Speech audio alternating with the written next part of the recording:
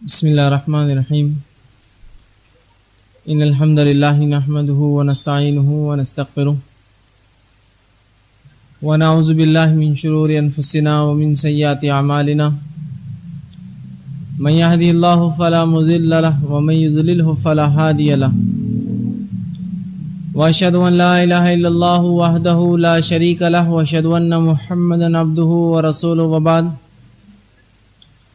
فإن خير الحديث كتاب الله وخير الهدي هدي محمد صلى الله عليه وسلم وشر الأمور محدثاتها وكل محدثة بدعة وكل بدعة ضلالة وكل ضلالة في النار. أعوذ بالله من الشيطان الرجيم. الحمد لله الذي هدانا لهذا والصلاة والسلام على خاتم النبيين والمرسلين. رب اشرح لي صدري ويسر لي أمري واحلل عقدة من لساني يفقهوا قولي. أما بعد، وقال عز وجل في القرآن المجيد: أعوذ بالله من الشيطان الرجيم. بسم الله الرحمن الرحيم.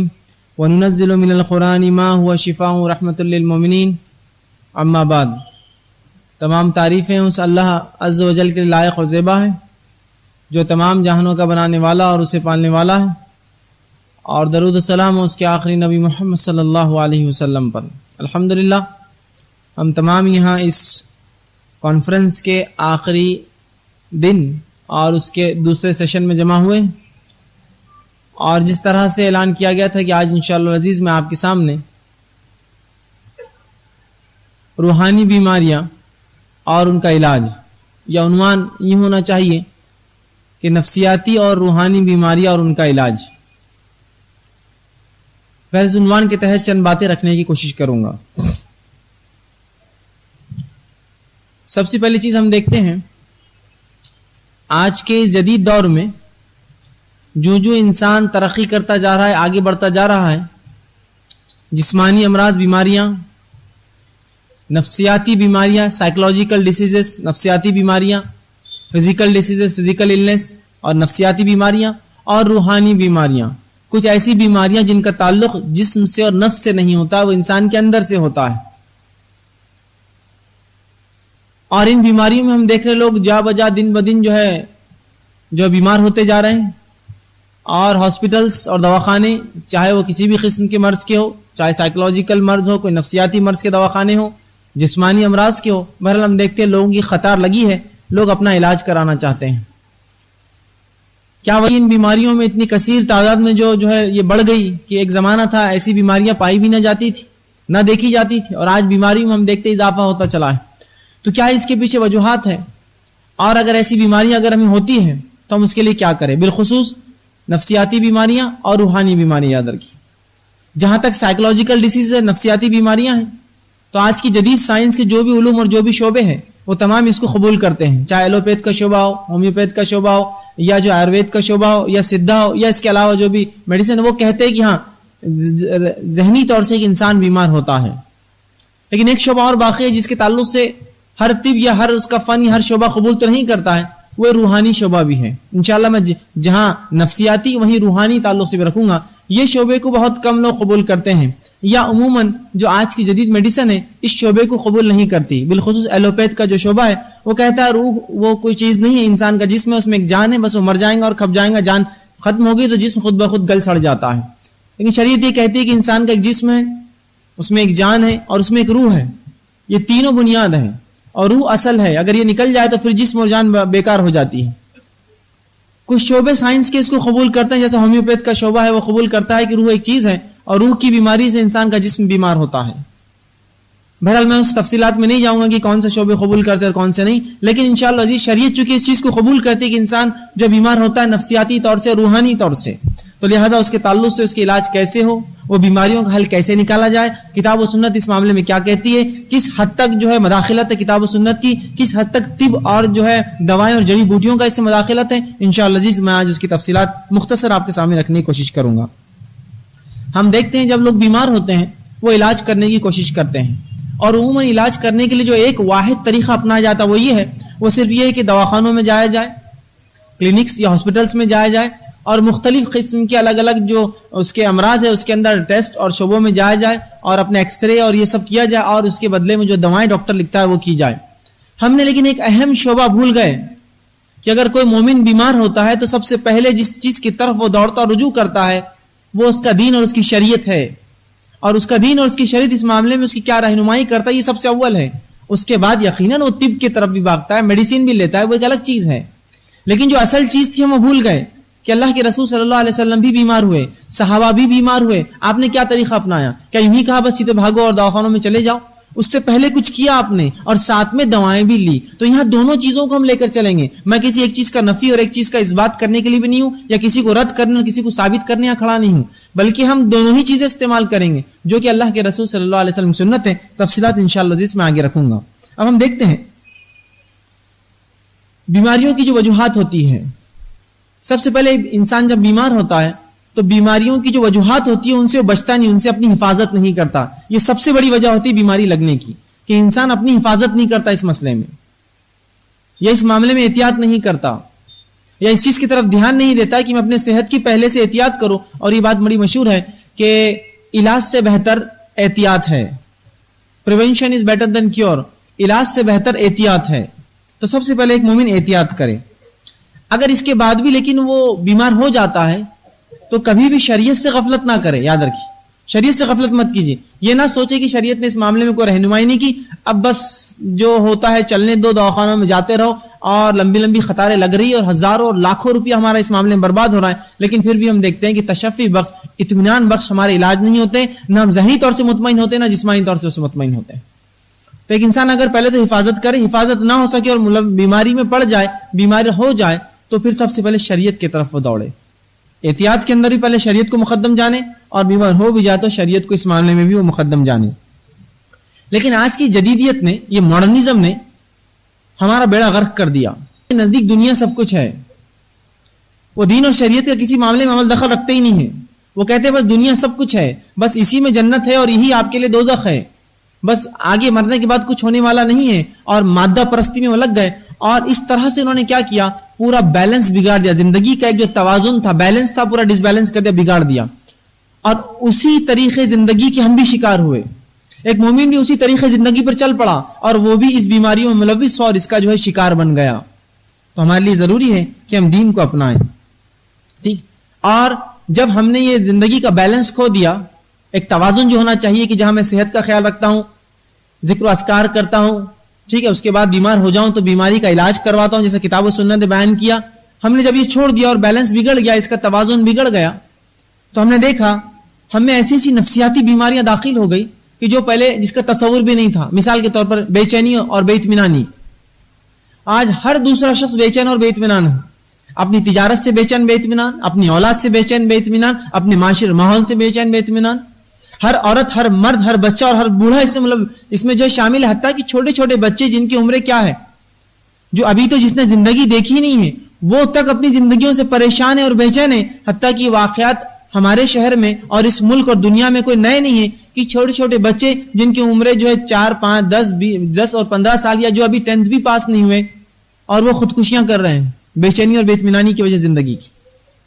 یہ واقعہ آپ نے بھی سنا ہوگا کہ چھوٹے چھوٹے بچے خودکشیاں کر رہے ہیں جن کی عمر مشکل سے 9 یا 10 سال، جو کہ ابھی 8ویں میں بھی نہیں پہنچے، ہائی اسکول میں بھی نہیں پہنچے، ابھی مڈل اسکول میں ہے. وہ لوور اسکول سے نکلے اور مڈل اسکول میں پہنچے اور خودکشی کر رہے ہیں. مطلب بچے بھی بے اطمینان ہیں، بوڑھے بھی بے اطمینان ہیں، مرد بھی بے اطمینان ہیں، عورتیں بے اطمینان ہیں. نفسیاتی طور سے ہم نے اپنے آپ کو ڈس بیلنس کر لیا. اس کا نتیجہ یہ نکل رہا ہے، خودکشیاں عام ہو رہی ہے. کیونکہ ذہنی سکون جب انسان کھو دیتا ہے، ایک ہی راستہ اس کے لیے حل ہوتا ہے، خودکشی کر لو، مر جاؤ.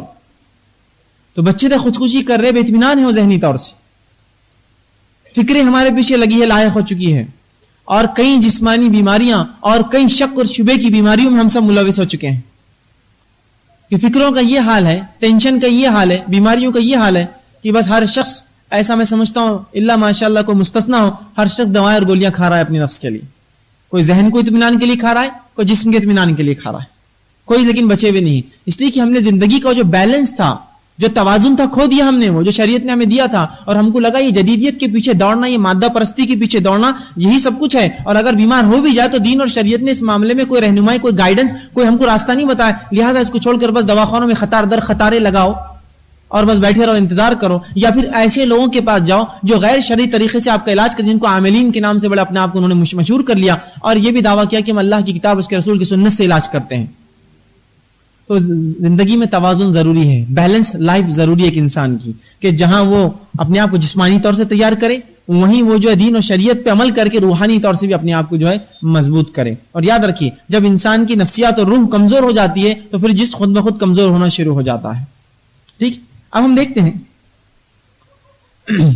ہم نے صرف ایک طرف دوڑ لگا دی. جب بھی ہم بیمار ہوتے ہیں ایک طرف ہماری دوڑ ہے ہاسپٹل جاؤ, دواخانے جاؤ, ہم نے وہ دوسرا پہلو شریعت کا مکمل جو ہے فراموش کر دیا. وہ پہلو کیا تھا کہ جب بیمار ہو تو رسول اللہ صلی اللہ علیہ وسلم کئی اعمال ثابت تھے.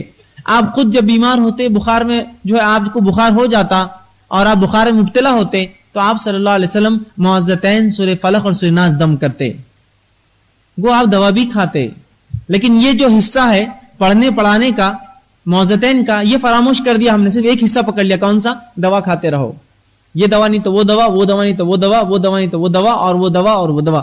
بالکل ایک حصہ ہم نے لے لیا اور بقیہ ایک فراموش کر دیا, جس کا نتیجہ یہ ہے کہ ہمیں سکون اور اطمینان نہیں. یاد رکھیے آج اسی طرح جیسا میں نے کہا, جب نفس کمزور ہو جاتی ہے, روحانی طور سے انسان کمزور ہو جاتا ہے, اور روح کی غذا کیا ہے معلوم آپ کو؟ روح کی غذا اللہ کا قرب ہے, اللہ سے نزدیکی. یاد رکھیے روح کی غذا کیا ہے؟ جیسے جسم کی غذا ہے کھانا پینا, اور جو ہے اسی طرح جسم کو جو ہے تیل لگا کر جلد کو اچھا رکھنا, اسی طرح اور تمام وہ چیزیں کرنا کہ اٹھنا بیٹھنا چلنا پھرنا, جس سے وہ جو ہے مضبوط ہوتا ہے. تو روح کی غذا اللہ کا قرب ہے, اللہ کا قرب ہے.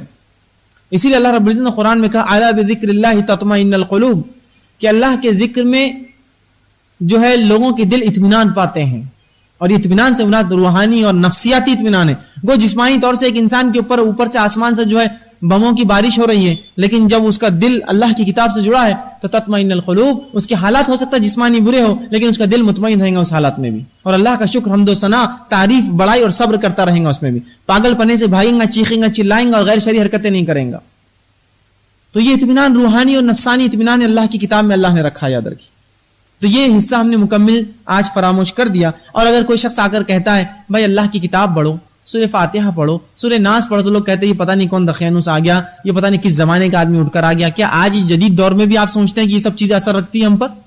یہ آج کے دور میں نہیں, یہ قیامت تک اثر رکھنے والی ہے.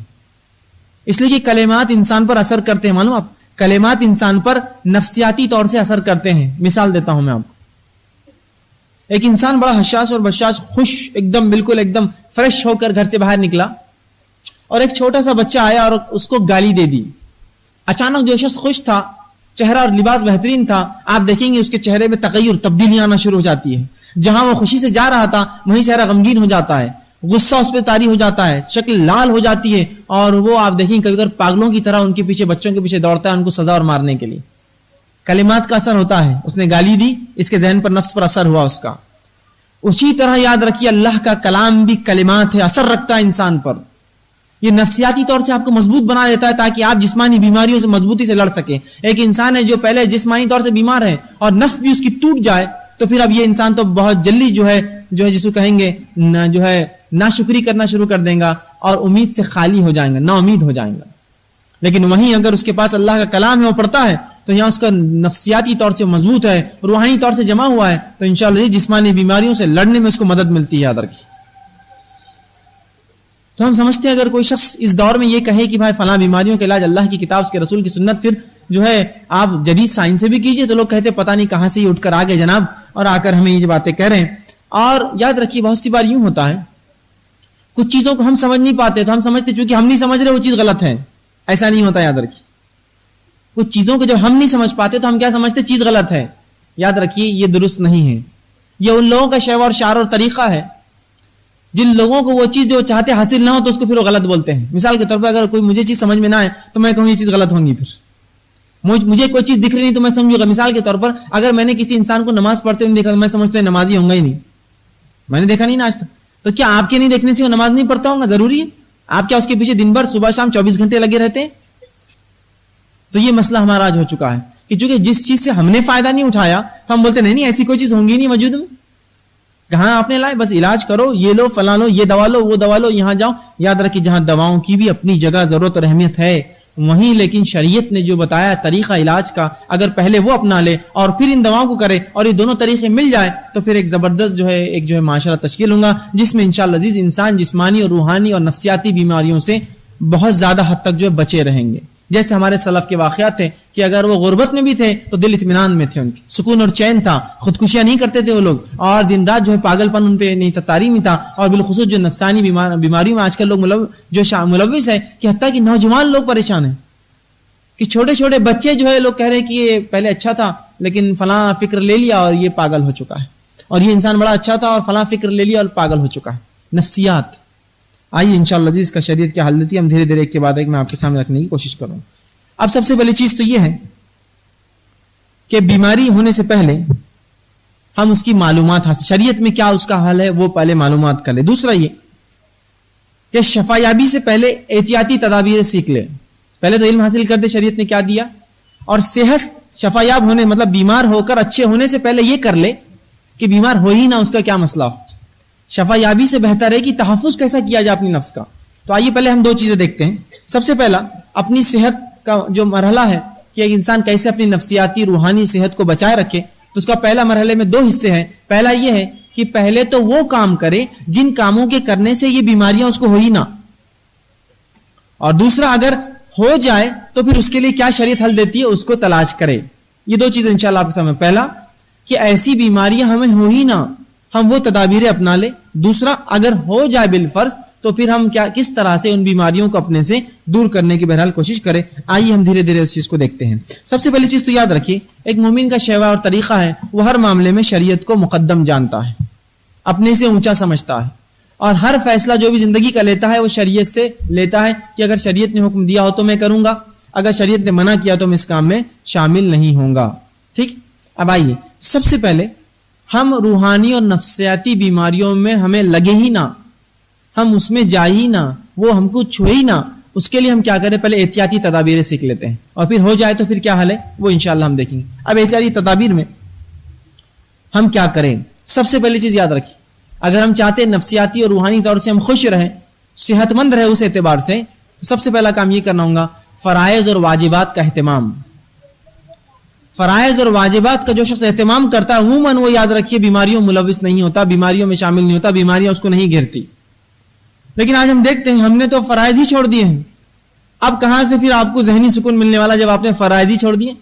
تو سب سے پہلا کام ہم کو کرنا ہوگا اگر ہم یہ چاہتے ہیں کہ اس معاشرے میں ہمیں ذہنی سکون ہو، اطمینان ہو، اور جو ہے اسی کے ساتھ ساتھ روحانی اور نفسیاتی بیماریاں ہمیں نہ ہو، سائیکولوجیکل ڈیسیزز نہ ہو، تو اس کے لیے سب سے پہلا کام کریں واجبات پر عمل کرے. فرائض جو اللہ نے دیے، 5 نمازیں پڑھے، روزہ اور زکوٰۃ کرے، حج کا حکم دیا حج کرے، ان سے انسان بہت حد تک بچا ہوا رہتا ہے، یاد رکھیے. دوسرا کام جو کریں گے ہم احتیاط کے لیے وہ یہ ہے تمام گناہوں اور نافرمانی سے احتیاط کرے. اس لیے کہ معصیت، گناہ، نافرمانی انسان نے بے چینی اور نفسیاتی بیماریوں میں اس کو جو ہے ملوث کرتے ہیں، اس کو ڈال دیتے ہیں، اس کے اندر وہ گر جاتا ہے. تو ہم کیا کریں، اپنے آپ کو اس سے بچائے. یاد رکھیے کہ ہم حرام کاموں سے اجتناب کریں، برے کاموں سے اجتناب کریں، غلط کاموں سے اجتناب کریں، معصیت اللہ کی جس سے ناراضگی آتی ہے، اللہ جس پر عذاب دیتا ہے، ان کاموں سے بچے رہیں. یہ دوسرا سٹیپ. تیسرا جو کام ہمیں کرنا پڑے گا، اور بالخصوص اس سٹیپ کے اندر جس میں اللہ نے روکا ہے، ان کاموں سے بالخصوص رکیے جو کام ایمان کو کمزور کر دیتے ہیں، نفاق پیدا کرتے ہیں. جیسے مثال کے طور پر موسیقی. عبداللہ ابن مسعود رضی اللہ عنہ فرماتے ہیں موسیقی انسان میں منافقت پیدا کرتی ہے. یہ موسیقی انسانی زندگی کو برباد کر دیتی ہے، یاد رکھیے. تو بالخصوص وہ گناہوں سے بچیے جو نہ صرف گناہ ہیں بلکہ ایمان کو کمزور کر دیتے ہیں، اس کو چھاڑ دیتے ہیں، اس کو جو ہے کم کر دیتے ہیں. اور وہ تصورات، وہ خیالات، وہ خواہشات اور وہ نفسانی بیماریوں میں ملوث کیا ان کو. اس سے پہلے کے زمانے نے کبھی یہ چیز نہیں دیکھی تھی. وہ بے اطمینانی اور اضطراب زندگی کو جو ہے اوپر سے نیچے جس کو کہیں گے ہلچل مچا دی ان چیزوں نے. تو بالخصوص معصیت میں، گناہوں میں، ان گناہ سے بچیے جو صرف گناہ نہیں ہے، ایمان کو ختم کر دیتے ہیں. آئیے تو انسان جو ہے سب سے پہلے جو چیز کا حکم دیا وہ کرے.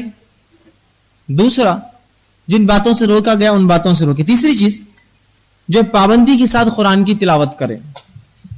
پابندی کے ساتھ قرآن کی تلاوت کرے اور اس کو ایک معمول بنا لے، بالخصوص فجر کے بعد قرآن کی تلاوت. یاد رکھے جو انسان کرتا ہے انشاءاللہ عزیز وہ اکثر نفسیاتی بیماری اور روحانی بیماریوں سے بچا ہوا رہتا ہے.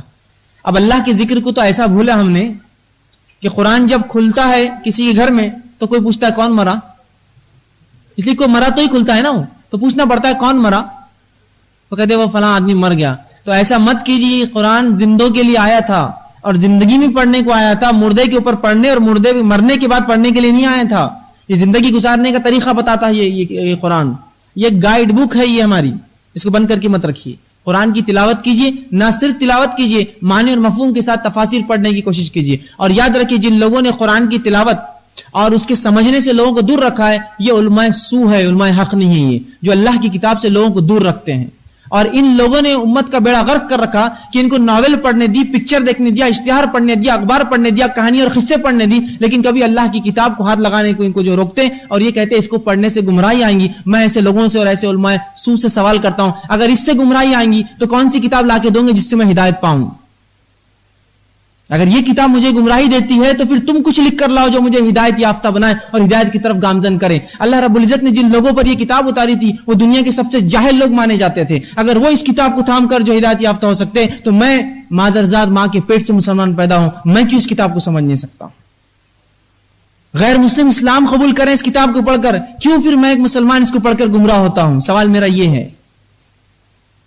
اس سے دور رکھا گیا, یہ خود ایک لمبی سازش ہے کہ ایسے لوگ آئے اس امت میں جنہوں نے اللہ کی کتاب سے مسلمانوں کو دور رکھا کہ اگر اس کی تلاوت کی جائے تو بس اتنا ہی ان کو برداشت ہوتا ہے, اس کے آگے اگر ترجمے کی بات آئی فتنی اور فساد, جھگڑے, اور یہاں تک کہ قرآن کو پھاڑا بھی جاتا ہے مساجد میں. یہ قرآن تو نہیں پڑھا جائے گا یہاں. سبحان اللہ. قرآن کی تلاوت اس کے معنی کے ساتھ, اس کو سمجھیے وہ کتاب کیا چاہتی ہے ہم سے. ٹھیک. چوتھا کام جو کریں گے, صبح اور شام کی وہ دعائیں پڑھے جن دعاؤں سے اللہ کے رسول صلی اللہ علیہ وسلم نے بات بتائی ہے کہ ان دعاؤں کے پڑھنے سے جو فلاں فلاں اور فلاں فائدے ہیں, اس سے شیطان سے حفاظت ہوتی ہے, جن اور جادو اور آصف سے انسان بچتا ہے, ان سے فلاں فائدے ہوتے ہیں اور فلاں فائدے ہوتے ہیں. جیسا بالخصوص ایک دعا اللہ کے رسول صلی اللہ علیہ وسلم فرماتے ہیں, بخاری کی روایت ہے, جو شخص ہر صبح اٹھتا ہے اور فجر کی نماز کے بعد یہ پڑھتا ہے لا الہ الا اللہ وحدہ لا شریک لہ لہ الملک ولہ الحمد وہو علی کل شیء قدیر, اگر گن کے 100 مرتبہ پڑھتا ہے تو اس دن شیطان اس پر اثر نہیں کر سکتا, اس دن اس پہ جادو نہیں ہو سکتا, شیطان اور آصف اس کو کچھ نہیں کر سکتے. وہ دن اپنے آپ کو اس نے محفوظ کر لیا. اور پھر فرماتے ہیں جو سوتے وقت یہ پڑھ لے, آیت الکرسی سورہ بقرہ کی آیت 255, اللہ لا الہ الا هو الحی القیوم, یہ پڑھ لے اور سو جائے تو 2 فرشتے صبح تک حفاظت کرتے ہیں. تو دن کی حفاظت اس کلمے سے, رات کی حفاظت اس آیت سے. ہو گیا آپ کا دن اور رات محفوظ. ان ذکر و اذکار کا اہتمام کریے. یہ سب روحانی اور نفسیاتی بیماری سے بچنے کے طریقے بتا رہا ہوں میں. آئیے 5واں طریقہ ہم کیا کریں گے اس کے بعد. 5ویں چیز یہ کہ ہم جو ہے وہ ذکر و اذکار جو اللہ کے رسول صلی اللہ علیہ وسلم نے گھروں میں آنے اور جانے, مسجدوں میں داخل ہونے اور نکلنے, بازاروں میں داخل ہونے اور باہر آنے, بیت الخلاء میں جانے اور آنے, نیا لباس پہننے, لوگوں سے ملنے, لوگوں سے بات کرنے میں سکھائے, ان ذکر و اذکار کا اہتمام کرے. کہ میں گھر سے باہر نکلوں تو یہ دعا پڑھوں, بیت الخلاء داخل ہونے کی یہ دعا ہے, بیت الخلاء سے نکلنے کی یہ دعا ہے, سواری پر سوار ہونے کی یہ دعا ہے, سواری سے اترنے کی یہ دعا ہے, نئے شہر میں داخل ہونے کی یہ دعا ہے, اپنے شہر میں واپس آنے کی یہ دعا ہے. یہ تمام چیزوں کا اہتمام کروں. ہم نے ان دعاؤں کو معمولی سمجھا ہے معلوم, اور ان دعاؤں کو چھوڑنے سے سب سے بڑا نقصان ہی ہے معلوم آپ کو کیا ہوتا ہے. جب انسان اللہ کے ذکر سے دور ہوتا ہے تو شیطان کو موقع ملتا ہے اس کے جسم میں جانے کا. اس سے پہلے کے درس میں آپ نے بات سن چکے ہیں. شیطان تو تاڑتا رہتا ہے, دیکھتا رہتا ہے کب مجھے موقع دے یہ مومن, یہ انسان کی میں جس میں داخل ہوں. اور اللہ کے رسول صلی اللہ علیہ وسلم فرماتے ہیں شیطان انسان کے جسم میں خون کی طرح روانی کرتا ہے, خون کی طرح دوڑتا ہے, اس کے رگوں کے اندر خون جیسا دوڑتا ہے, سرکولیٹ کرتا ہے, شیطان بھی دوڑتا ہے. اب آپ ایک انسان ذکر سے غافل ہے, صبح نماز پڑھی فجر کی تو اب ظہر پڑھ رہا ہے, کتنے گھنٹے کا ڈفرنس ہے دونوں کے بیچ میں. حالانکہ وہ فرض نماز پڑھ رہا ہے لیکن بیچ میں کتنا وقت ہے, نہ سبحان اللہ بولتا ہے, نہ ماشاء اللہ بولتا ہے, نہ انشاءاللہ بولتا ہے, نہ ذکر و اذکار کرتا ہے. تو شیطان کہتا ہے یہ 5-7 گھنٹے کے لیے تو اپنا آدمی ہے, اس کے بعد اب جب ظہر کو جائیں گا دیکھا جائیں گا. ذکر و اذکار کا اہتمام کیجیے, سلام کیجیے, آداب کیجیے, معاملات کے اندر جو باتیں ہونا چاہیے, دعائیں دیجیے ایک دوسرے کو, اللہ کا نام لیجیے, اسماء الحسنی اللہ کے اچھے اچھے نام پکاریے, آنے اور جانے کی دعائیں, کھانے اور پینے کی دعائیں, اٹھنے اور بیٹھنے کی دعائیں, سواری پہ سوار ہونے اترنے کی دعائیں, شہروں میں آنے اور نکلنے کی دعاؤں کا بالخصوص اہتمام کیجیے. اور اس کے لیے چھوٹی چھوٹی کتابیں آتی ہیں, حسن المسلم, لیکن یہ دعائیں کتاب و سنت سے ثابت ہونا شرط ہے, یاد رکھیے. یہ من مانی لوگوں نے جو ایجاد کردہ دعائیں ہیں نا, ان دعاؤں کے چکر میں جا کے اپنا ایمان مت برباد کیجیے. من مانے درود, من مانی دعائیں, من مانے طریقے, من مانے ذکر و اذکار, من مانی نمازیں, اور من مانا پتہ نہیں کیا کیا انہوں نے نکالا ہے جس کی فہرست گنائی جا سکتی ہے. رسول اکرم صلی اللہ علیہ وسلم سے گنتی کی درود ثابت ہے کہ یہ درود یہ درود اور یہ درود پڑھا کرو.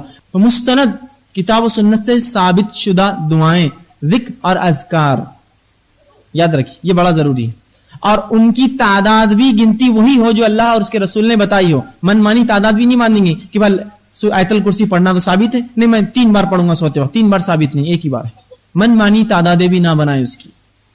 ایک تو ثابت ہونا شرط, دوسرا اس کی تعداد یا کوئی گنتی ہو تو وہ تو رسول اللہ صلی اللہ علیہ وسلم سے ثابت شدہ ہو. ٹھیک. اس کے بعد جو کام کریں گے ہم چھٹا، وہ معصور دعائیں جن کے ذریعے حفاظت کی جاتی ہے، جس کے ذریعے رسول اللہ نے اپنی حفاظت کی اور دوسروں سے کہا یہ پڑھا کرو، اس سے اللہ حفاظت کرتا ہے. معصور دعائیں کہتے ہیں ان کو.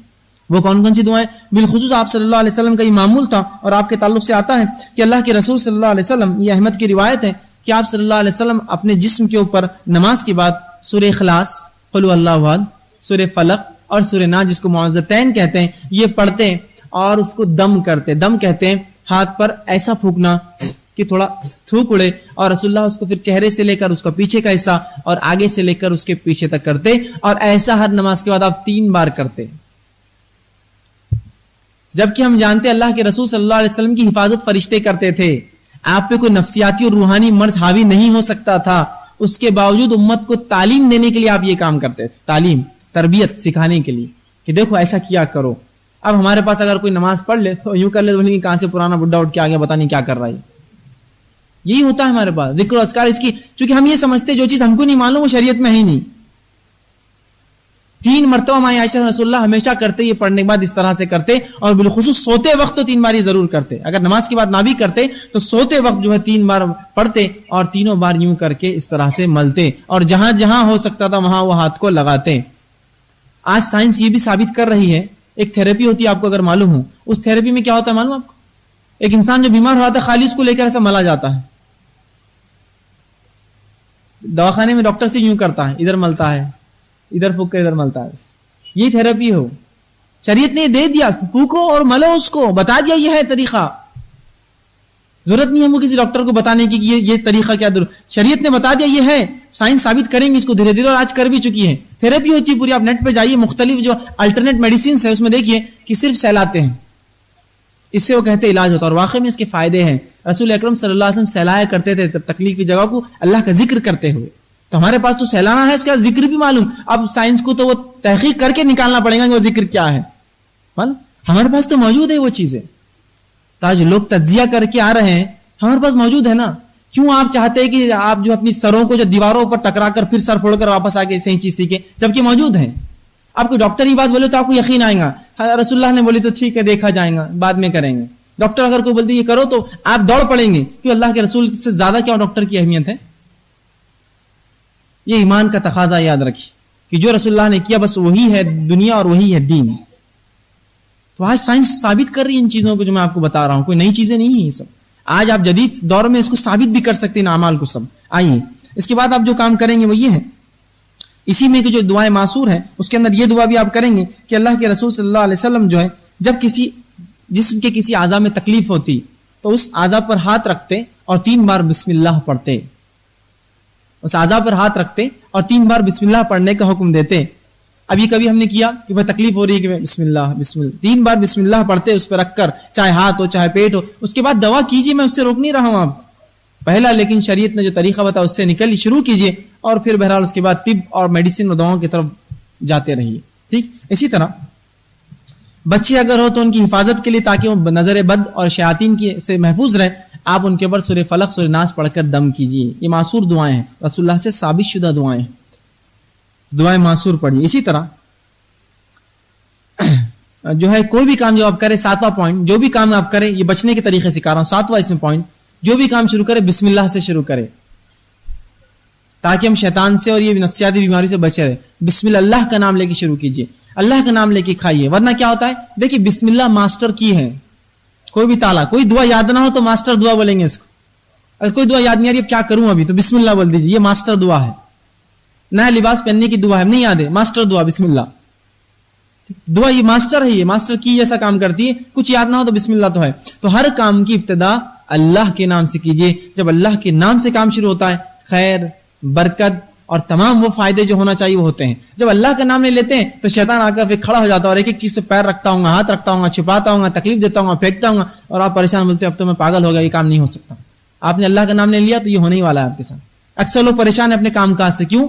دکان کھولی، گالیاں دیتے ہوئے دکان کھول رہے ہیں، اور کیسے چل رہا بازو والے سے پوچھتے ہوئے کریں بسم اللہ، پھر دکان کا شٹر اٹھا، دکان بند کرے بسم اللہ. رسول اللہ فرماتے ہیں جن دروازوں کو بسم اللہ کہہ کر کھولا اور بند نہیں کیا جاتا، بالخصوص بند نہیں کیا تھا، تو شیطان چور کی مدد کرتا ہے چوری کرنے میں. لیکن جن دروازوں کو بند کرتے اللہ کا نام لیا جاتا ہے تو پھر چور جو کچھ کرنا چاہے وہ کر سکتا ہے, شیطان کی مدد اس کو حاصل نہیں ہوتی ہے. اس چوروں کو شیطان برگلاتا ہے, معلوم آ کر بولتا ہے آج ٹین ہٹاوا ہے اوپر سے, شٹر کا ایک لاک ڈھیلا ہے, یہ ڈالتا ہے بات, لیکن آپ نے جب بسم اللہ کہہ کر یہ کام کیا تو اللہ کی مدد ہوتی ہے اور شیطان مدد نہیں کر پاتا ہے چور کی. یاد رکھیے جب بسم اللہ پڑھ کے کھاتے نہیں تو برکت نہیں آتی, اسی لیے ہم دیکھ رہے لوگ کھائے چلے جا رہے ہیں, کنٹروں میں کھانا کھاتے لیکن صحت بنتی نہیں ہے ان کی. بسم اللہ کہاں پڑا, بس آئے کھانا دیکھا ٹوٹ پڑے, خوب کھا لیا, اتنا کھایا. اور عجیب بات ہے اس امت کا عملہ کہ کہتے ہیں کہ انگلی جب حلق میں ڈالی جائے تو ہاتھ کو لگنا تو یہ ہوا کھانا.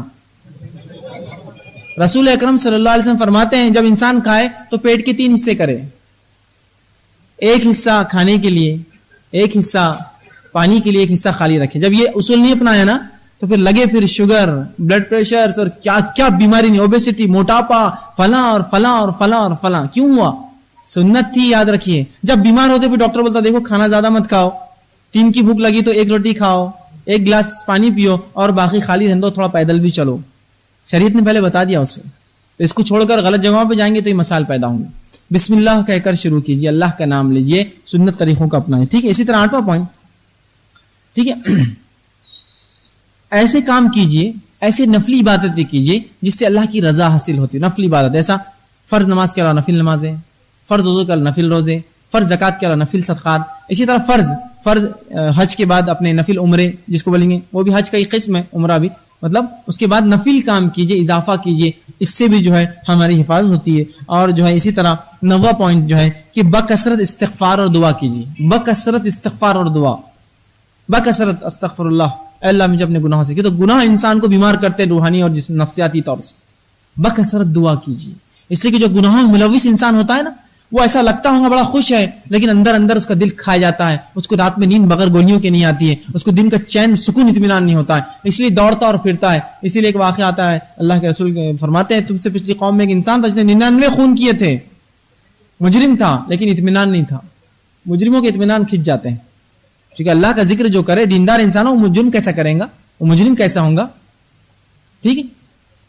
تو جو ہے بکثرت استغفار اور دعا, بکثرت استغفار اور دعا, کہ اپنے گناہوں کی توبہ اور اللہ سے دعا کی اس بیماری سے میری اللہ حفاظت کر, پناہ مانگ. یہ ہونے سے پہلے کرنا ہے. اللہ میری تمام, رسول اللہ صلی اللہ علیہ وسلم بیماریوں سے دعا کرتے, اللہ ان بیماریوں کے آنے سے پہلے میری پناہ کر دے, مجھے بچا لے, مجھے ان سے دور رکھ. تو دعائیں کیجیے اور استغفار کیجیے. اب یہ تو وہ تھا جو بیماری نہ ہو بول کر ہم کریں گے. اب آئیے چند وہ باتیں جب بیماری ہو جائے تو ہم کیا کریں. تو یاد رکھیے سب سے پہلی چیز, ہم رقیہ کریں گے جب ہم بیمار ہو جائیں گے. رقیہ کہتے ہیں عربی زبان میں, یہ نفسیاتی, جسمانی اور روحانی علاج ہوتا ہے جو اللہ کی کتاب, اس کے رسول کی سنت سے ثابت ہوتا ہے. اس کو کہتے ہیں رقیہ عربی زبان میں. کیا کہتے ہیں اس کو؟ رقیہ, رے قاف یہ اور جھٹکے والا ہے رقیہ.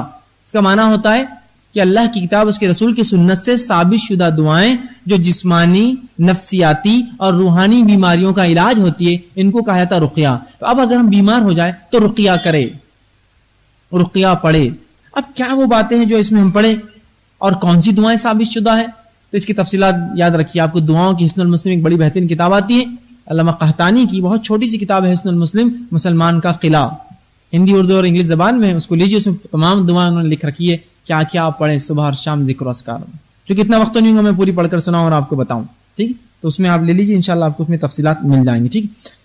اب شرعی رقیہ ہی کیوں؟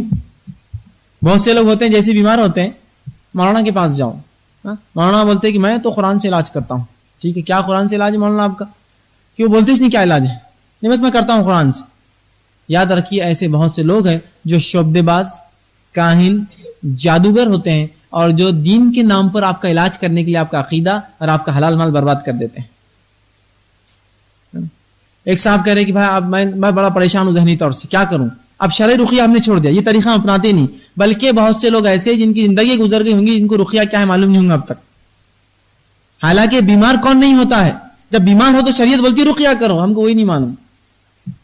اتنا شریعت سے دوری ہے ہماری آج. رقیہ کہہ رہے ہو, شریعت کہہ رہی ہے کہ بھائی یہ پڑھو جو میں بتا رہی ہوں تم کو, یہ علاج کا طریقہ ہے, روحانی, جسمانی اور ذہنی بیماریوں سے تم کو بچنا ہے. تو تمہیں تو ہم رقیہ, ہمارے پاس اس کا کوئی وجود نہیں. جو کچھ ہے ہم کسی کے پاس جاتے ہیں, کہتا میں قرآن اور حدیث سے علاج کرتا ہوں. کیا علاج ہے آپ کا؟ ایک بڑباغل لاؤ. بڑباغل کی کیا ضرورت قرآن حدیث کے علاج میں؟ 2 الو لے کر آؤ, الٹے پر کی مرغیاں لے کر آؤ, نیلے پیلے ہرے ادے انڈے لے کر آؤ, فلاں لے کر آؤ، سڑے ہوئے بیگن لے کر آؤ اور فلاں، یہ علاج ہے کیا؟ آپ کو لگتا ہے اللہ کے رسول یہ پرندے پہلے ہی حرام ہے؟ معلوم یہ پرندے کھانا حرام ہے جو منگا رہا ہے، کیا ان کی قربانی، ان سے کوئی بھی استعمال درست ہوگا؟ یہ شیاطین کو خوش کرنے کے لیے سب کیا جاتا ہے۔ تو شرعی رقیہ کے نام سے لوگوں نے ہمارے عقیدے بیچ کھائے ہیں، یاد رکھیے، اور ہم نے خود اپنے عقیدے بیچے ہیں کہ ہم نے علم حاصل نہیں کیا اس دین اور شریعت کا۔ تو یہ لوگ آپ کو جو ہے قرآن حدیث کے نام پر انہوں نے اپنی دکانیں کھول رکھی ہے، بلکہ پیپر میں ایڈ بھی آتے ہیں، ساس سے جھگڑا، بیوی سے تنگ، پڑوسی سے پریشان، تجارت میں نقصان، ہمارے پاس آئیے۔ ہاں ایڈ ہوتے ہی، انگلش اخباروں میں آ رہے، اردو اخباروں میں آ رہے، مراٹھی اخباروں میں آ رہے، ٹرین میں لگے ہوئے، بسوں کے پیچھے لگے ہوئے، کوئی نئی بات نہیں کہہ رہا ہوں، بس انسان پریشان ہوا، اب اس کو مسلمان بالخصوص کم از کم اس چکر میں نہ جائے، اس کی تو دین نے حل دیا ہے، جن کے پاس نہیں ہے وہ جائے، بہرحال ہمارے پاس تو حل ہے۔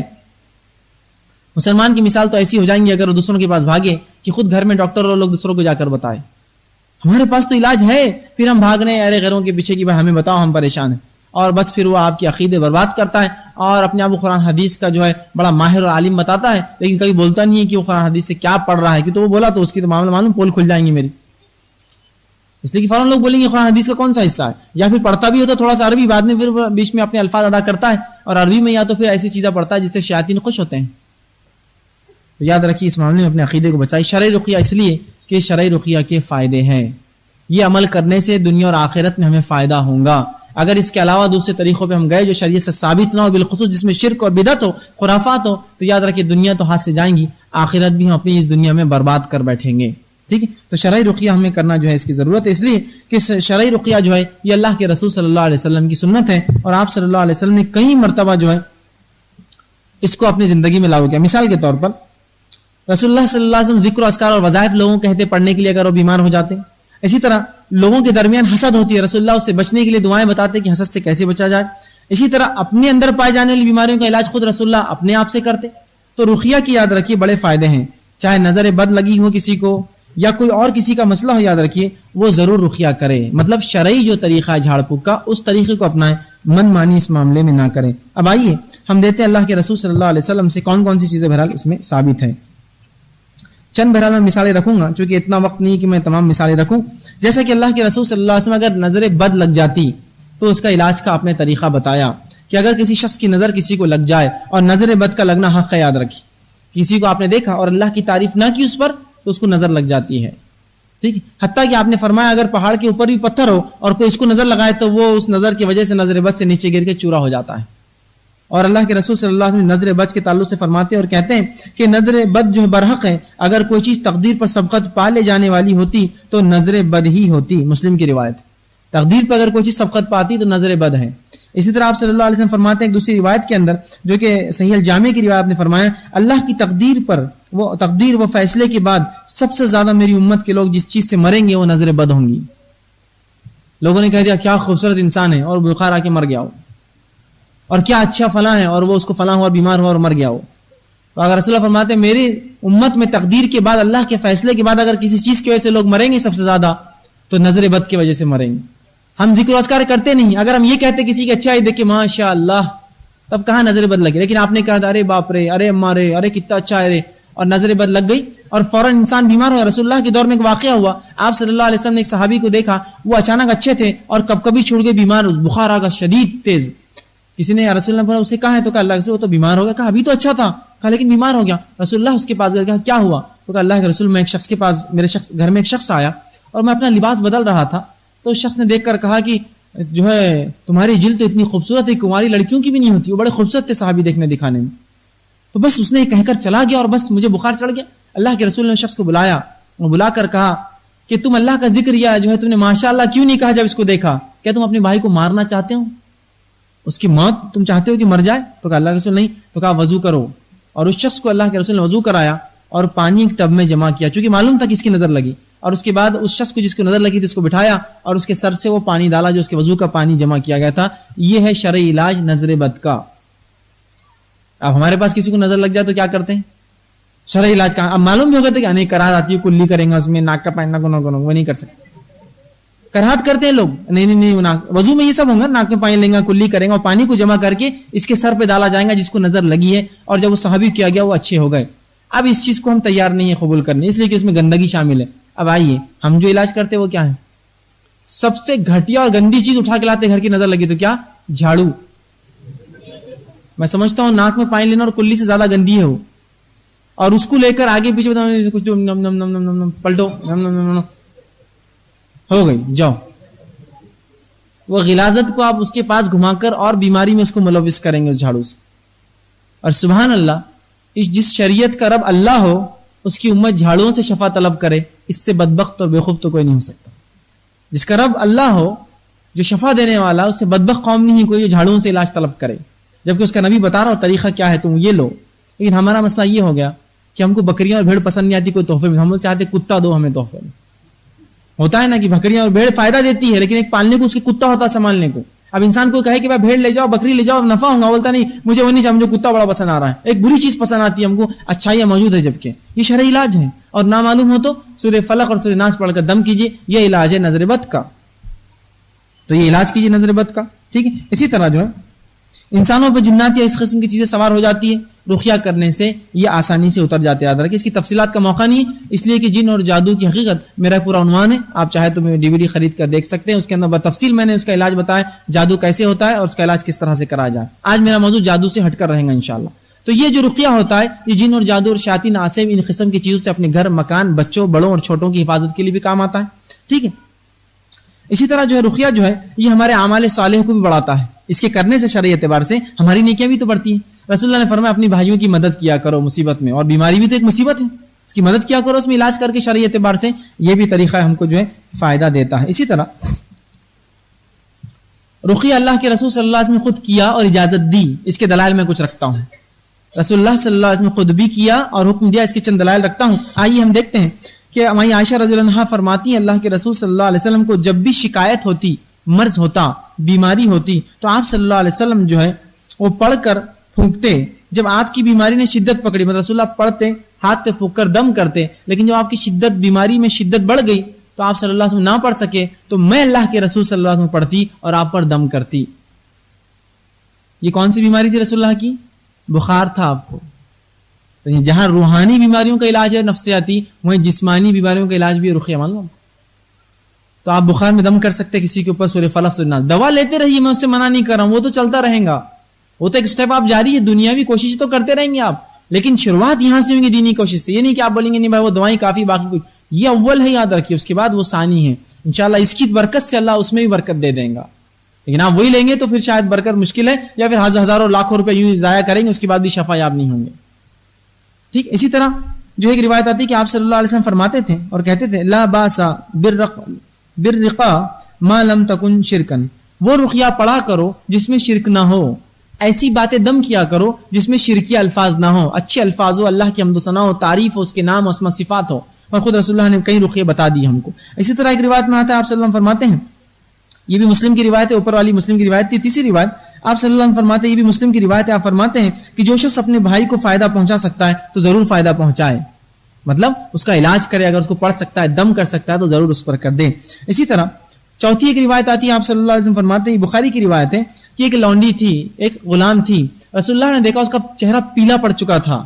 ہوتا ہے کچھ لوگ بیماری سے پیلے پڑتے ہیں, دھبے آتے ہیں قسم کے, پیلا پڑ چکا تھا. آپ صلی اللہ علیہ وسلم فرمایا اور کہا اسے نظر لگی ہے, اس کا رقیہ سے علاج کرو. اسے نظر لگ گئی بیچارے, اس کو رقیہ سے علاج کرو, پڑھ کر دم کرو اس پر.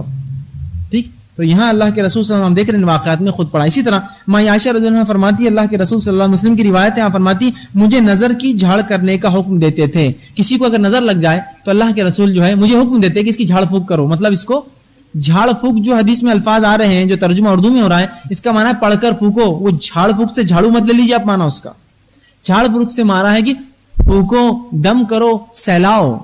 کہ تو جھاڑ کا مطلب ہوتا ہے سیلانا, صاف کرنا, ہٹانا. جھاڑو سے جو کہ ہم کیا کرتے ہیں, کچرے کو ہٹاتے ہیں. جھاڑ پھونک سے مراد اس کے آنکھ پہ سیلاؤ, ہاتھ لگاؤ اور پھونکو اس کو پڑھ کر, یہ مانا ہے, نہ کہ آپ جھاڑو لے کر نظر اتارے. تو جب کسی کو نظر لگتی تو رسول اللہ مجھے حکم دیتے اس کی جھاڑ پھونک کرو, مطلب اس کو پھونکو پڑھ کر اور دم کر کے ہاتھ لگاؤ. ٹھیک. اسی طرح جبرائیل علیہ السلام ایک بار اللہ کے رسول کے پاس آ کر اللہ کے رسول کیا آپ بیمار ہیں؟ تو کہاں میں بیمار ہوں. تو جبرائیل علیہ السلام نے اللہ کے رسول رقیہ کیا, پڑھ کر دم کیا.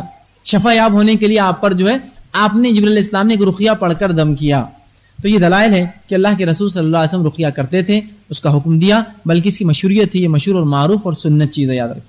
تو رقیہ پہلے میں نے آپ کو بتا دیا کتاب و سنت سے جو ثابت ہو ان چیزوں کا پڑھنا یا دم کرنا روحانی، جسمانی اور نفسیاتی امراض کے لیے، اس کو رقیہ کہا جاتا ہے. ٹھیک ہے. آئیے اب کیا رقیہ صرف نفسیاتی اور روحانی بیماریوں کے لیے؟ یہ بھی غلط فہمی لوگوں کو ہوتی ہے. نہیں بھائی، وہ جو آپ پڑھتے کرتے نا وہ تو کوئی سائیکولوجیکل مرض، روحانی. جسموں کے لیے کیا؟ تو یاد رکھیے جسمانی بیماریوں کے لیے بھی رقیہ پڑھا جائے گا، جسمانی امراض کے لیے بھی رقیہ پڑھا جائے گا اور ساتھ میں دوا بھی لی جائیں گی. یاد رکھیے صرف ذہنی نہیں. آئیے اللہ کے رسول صلی اللہ علیہ وسلم سے ہم دیکھتے ہیں کچھ دلیل لیتے ہیں. اس سے پہلے آئیے قرآنی دلیل لے لیں کہ قرآن میں کہا کہ قرآن جو ہے یا جو رقیہ پڑھ کر دم کرنا یا قرآن خود جو ہے شفا ہے جسمانی اور روحانی بیماریوں کے تعلق سے. ٹھیک ہے. قرآن میں اللہ فرماتا ہے سورہ فصلت سورہ نمبر جو ہے 41 آیت نمبر 44 میں اللہ فرماتا اور کہتا ہے قل هو للذین آمنوا ھدی و شفاء. اور اللہ کہتا ہے اور آپ کہہ دیجئے نبی کہ یہ تو ایمان والوں کے لیے ہدایت اور شفا ہے. کیا شفا ہے؟ قرآن شفا ہے. دوسری آیت اللہ رب فرماتا ہے جو میں نے اپنے خطبے میں تلاوت کی سورہ بنی اسرائیل کی آیت نمبر 82 اللہ فرماتا ہے وَنُنَزِّلُ مِنَ الْقُرْآنِ مَا هُوَ شِفَاءٌ وَرَحْمَةٌ لِّلْمُؤْمِنِينَ وَلَا يَزِيدُ الظَّالِمِينَ إِلَّا خَسَارًا. کہ بے شک ہم نے یہ قرآن کو جو نازل کیا یہ مومنوں کے لیے سراسر شفا ہے. یاد رکھیے اس کے اندر علماء جو لکھتے ہیں وَنُنَزِّلُ مِنَ الْقُرْآنِ، تھوڑا سا گرامیٹیکل علماء لکھتے ہیں من القرآن میں سے کچھ چیزیں شفا ہے، جبکہ اوپر والی آیت میں کا قرآن شفا ہے. تو یاد رکھیے علماء لکھتے ہیں کہ مکمل قرآن روحانی علاج اور نفسیاتی علاج ہے، مکمل قرآن. لیکن قرآن میں سے کچھ ایسی آیتیں ہیں جو جسمانی امراض کا بھی علاج، اس لیے کہ وَنُنَزِّلُ مِنَ الْقُرْآنِ، قرآن میں سے کچھ چیزیں ایسی جو شفا ہے، جبکہ سارا قرآن نفسیاتی اور روحانی بیماریوں کا علاج ہے. لیکن کچھ مخصوص آیتیں جسمانی علاج بھی معلوم، اس لیے کہا من القرآنی، قرآن میں سے.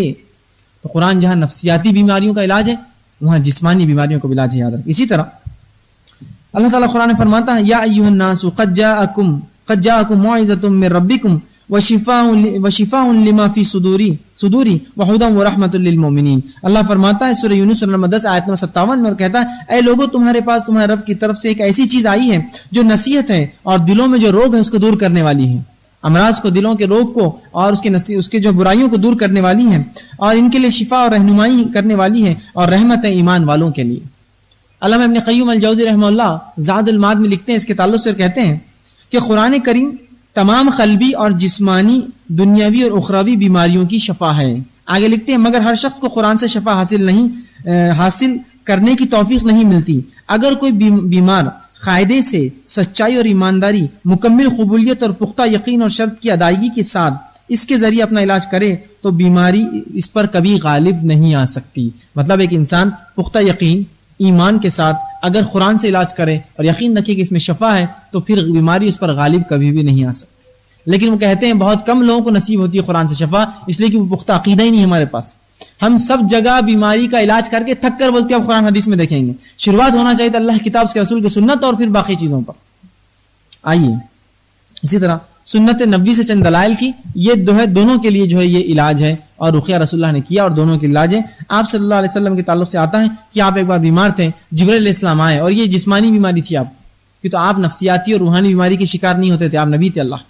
نفسیاتی بیماری تھی، جبرائیل علیہ السلام نے اور کہا اے محمد صلی اللہ علیہ وسلم کیا تم کو تکلیف ہے؟ آپ نے پوچھا، جبرائیل علیہ السلام، مسلم کی روایت ہے. تو اللہ کے رسول نے کہا ہاں مجھے تکلیف ہے. تو جبرائیل علیہ السلام نے ایک دعا پڑھ کر دم کی اور اس کا معنی یہ ہے ہر چیز کی تکلیف سے اللہ کا نام لے کر آپ کو رقیہ کرتا ہوں، ہر نفس کی برائی اور حسد کرنے والی آنکھ سے اللہ آپ کو شفا دے، اللہ کے نام سے آپ پر رقیہ کرتا ہوں. جبرائیل علیہ السلام نے رقیہ کیا. اور علامہ ابن تیمیہ لکھتے ہیں حسد ہر انسان کے اندر ہوتی ہے، یاد رکھیں ہر انسان دوسرے سے جلتا ہے. اتنا ہے کہ شرافت دار انسان اس کو چھپاتا ہے اور کمینہ انسان اس کا اظہار کرتا ہے. شرافت والا انسان بتاتا نہیں اپنی حسد کو، وہ دبانے کی کوشش کرتا اپنی نفس کو، لیکن حسد ہر فطرت میں، میری اور آپ کی سب کی فطرت میں. تو اب کون حسد نہیں کرتا ہے مجھ سے اور آپ سے؟ تو جبرائیل علیہ السلام نے دعا کی رسول اللہ سے لوگ حسد کرے جس سے آپ بیمار ہو گئے تھے. ٹھیک، تو یہ آپ نے دم کیا. اسی طرح ہم دیکھتے ہیں میں عائشہ رضی اللہ عنہا فرماتی ہیں، ان کی ایک روایت ہے کہ ہم میں جسے کوئی شکایت ہوتی آپ اس پر دایاں ہاتھ رکھ کر دم کرتے. جب کسی پہ شکایت ہوتی کوئی مرض تو آپ صلی اللہ علیہ وسلم اس پہ ہاتھ رکھتے اور ہم پر رقیہ کرتے، دم کرتے. اسی طرح جو ہے حدیث میں آتا ہے عثمان بن ابی العاص الثقفی رضی اللہ عنہ جو ہے اللہ کے رسول صلی اللہ علیہ وسلم سے شکایت کی کہ اسلام لانے کے بعد برابر ان کے جسم میں جو درد رہتا ہے. اسلام جب سے وہ لائے تھے ہمیشہ مسلسل تکلیف ہوتی ہے. شاید کسی نے جادو کر دیا ہے تکلیف دینے کے لیے کیا تھا تو کہا مجھے تکلیف رہتی ہے, تو آپ صلی اللہ علیہ وسلم نے فرمایا کہ اپنا ہاتھ جسم کے درد کی جگہ پر رکھ اور بسم اللہ 3 بار پڑھ, تو ان کا درد اس سے جاتا رہا. لیکن یہ کب ہونے والا ہے معلوم آپ کو؟ پختہ یقین کے ساتھ جب کام ہو. آپ بولیں گے ٹھیک ہے کر کے دیکھ لیتے ہیں, پھر فائدہ نہیں ہوگا, پھر فائدہ نہیں ہوگا. نفسیاتی طور سے آپ پہلے ٹوٹ چکے ہیں. تو وہ عقیدہ رکھتے ہوئے کہ اللہ نے اس میں شفا رکھی ہے, رسول اللہ نے جب بیان کر دیا تو اس سے سچا انسان دنیا میں نہیں ہے, اس میں انشاءاللہ میری شفا ہوں گی اور آپ اس کو رکھیے. اسی طرح اللہ کے رسول صلی اللہ علیہ وسلم عبد الرحمن جو ہے عائشہ رضی اللہ عنہا فرماتی ہے کہ اللہ کے رسول زہریلی چیزوں سانپ اور بچھوں کے جھاڑ پھونک کے لیے بھی رقیہ استعمال کرتے تھے. صرف روحانی نہیں, نفسیاتی نہیں, جسمانی مرضوں کے لیے بھی اللہ کے رسول صلی اللہ علیہ وسلم نے یہ کام کیا. اور اس کے تعلق سے اللہ کے رسول صلی اللہ علیہ وسلم کا خود ایک واقعہ آتا ہے کہ آپ صلی اللہ علیہ وسلم کو ایک بچھو نے ڈنک مار دیا. تو آپ صلی اللہ علیہ وسلم نے فرمایا اور کہا اللہ لعنت کرے اس بچھو پر, یہ نہ انبیاؤں کو چھوڑتے ہیں نہ غیر انبیاؤں کو چھوڑتے ہیں. کیا فرمایا کہ لعنت کرے اللہ اس بچھو پر. رسول اللہ نماز میں کاٹا اس کہ یہ بچھو عجیب ہے, یہ نہ انبیاؤں کو چھوڑتے ہیں نہ غیر انبیاؤں کو, سب کو کاٹتے ہیں. اور رسول اللہ نے کیا کیا, پھر حکم دیا اور پانی لایا گیا جس میں نمک ملایا گیا, اور اس کے بعد آپ صلی اللہ علیہ وسلم نے پیر ڈالا اور ساتھ میں سورہ اخلاص آپ پڑھتے گئے اور درد آپ کا دھیرے دھیرے دھیرے ختم ہوتا گیا. تو جہاں آپ نے دیکھی نمک منگایا اور پانی منگایا دنیاوی طریقہ, ساتھ میں رقیہ کرتے گئے, سورہ اخلاص پڑھتے گئے مکمل.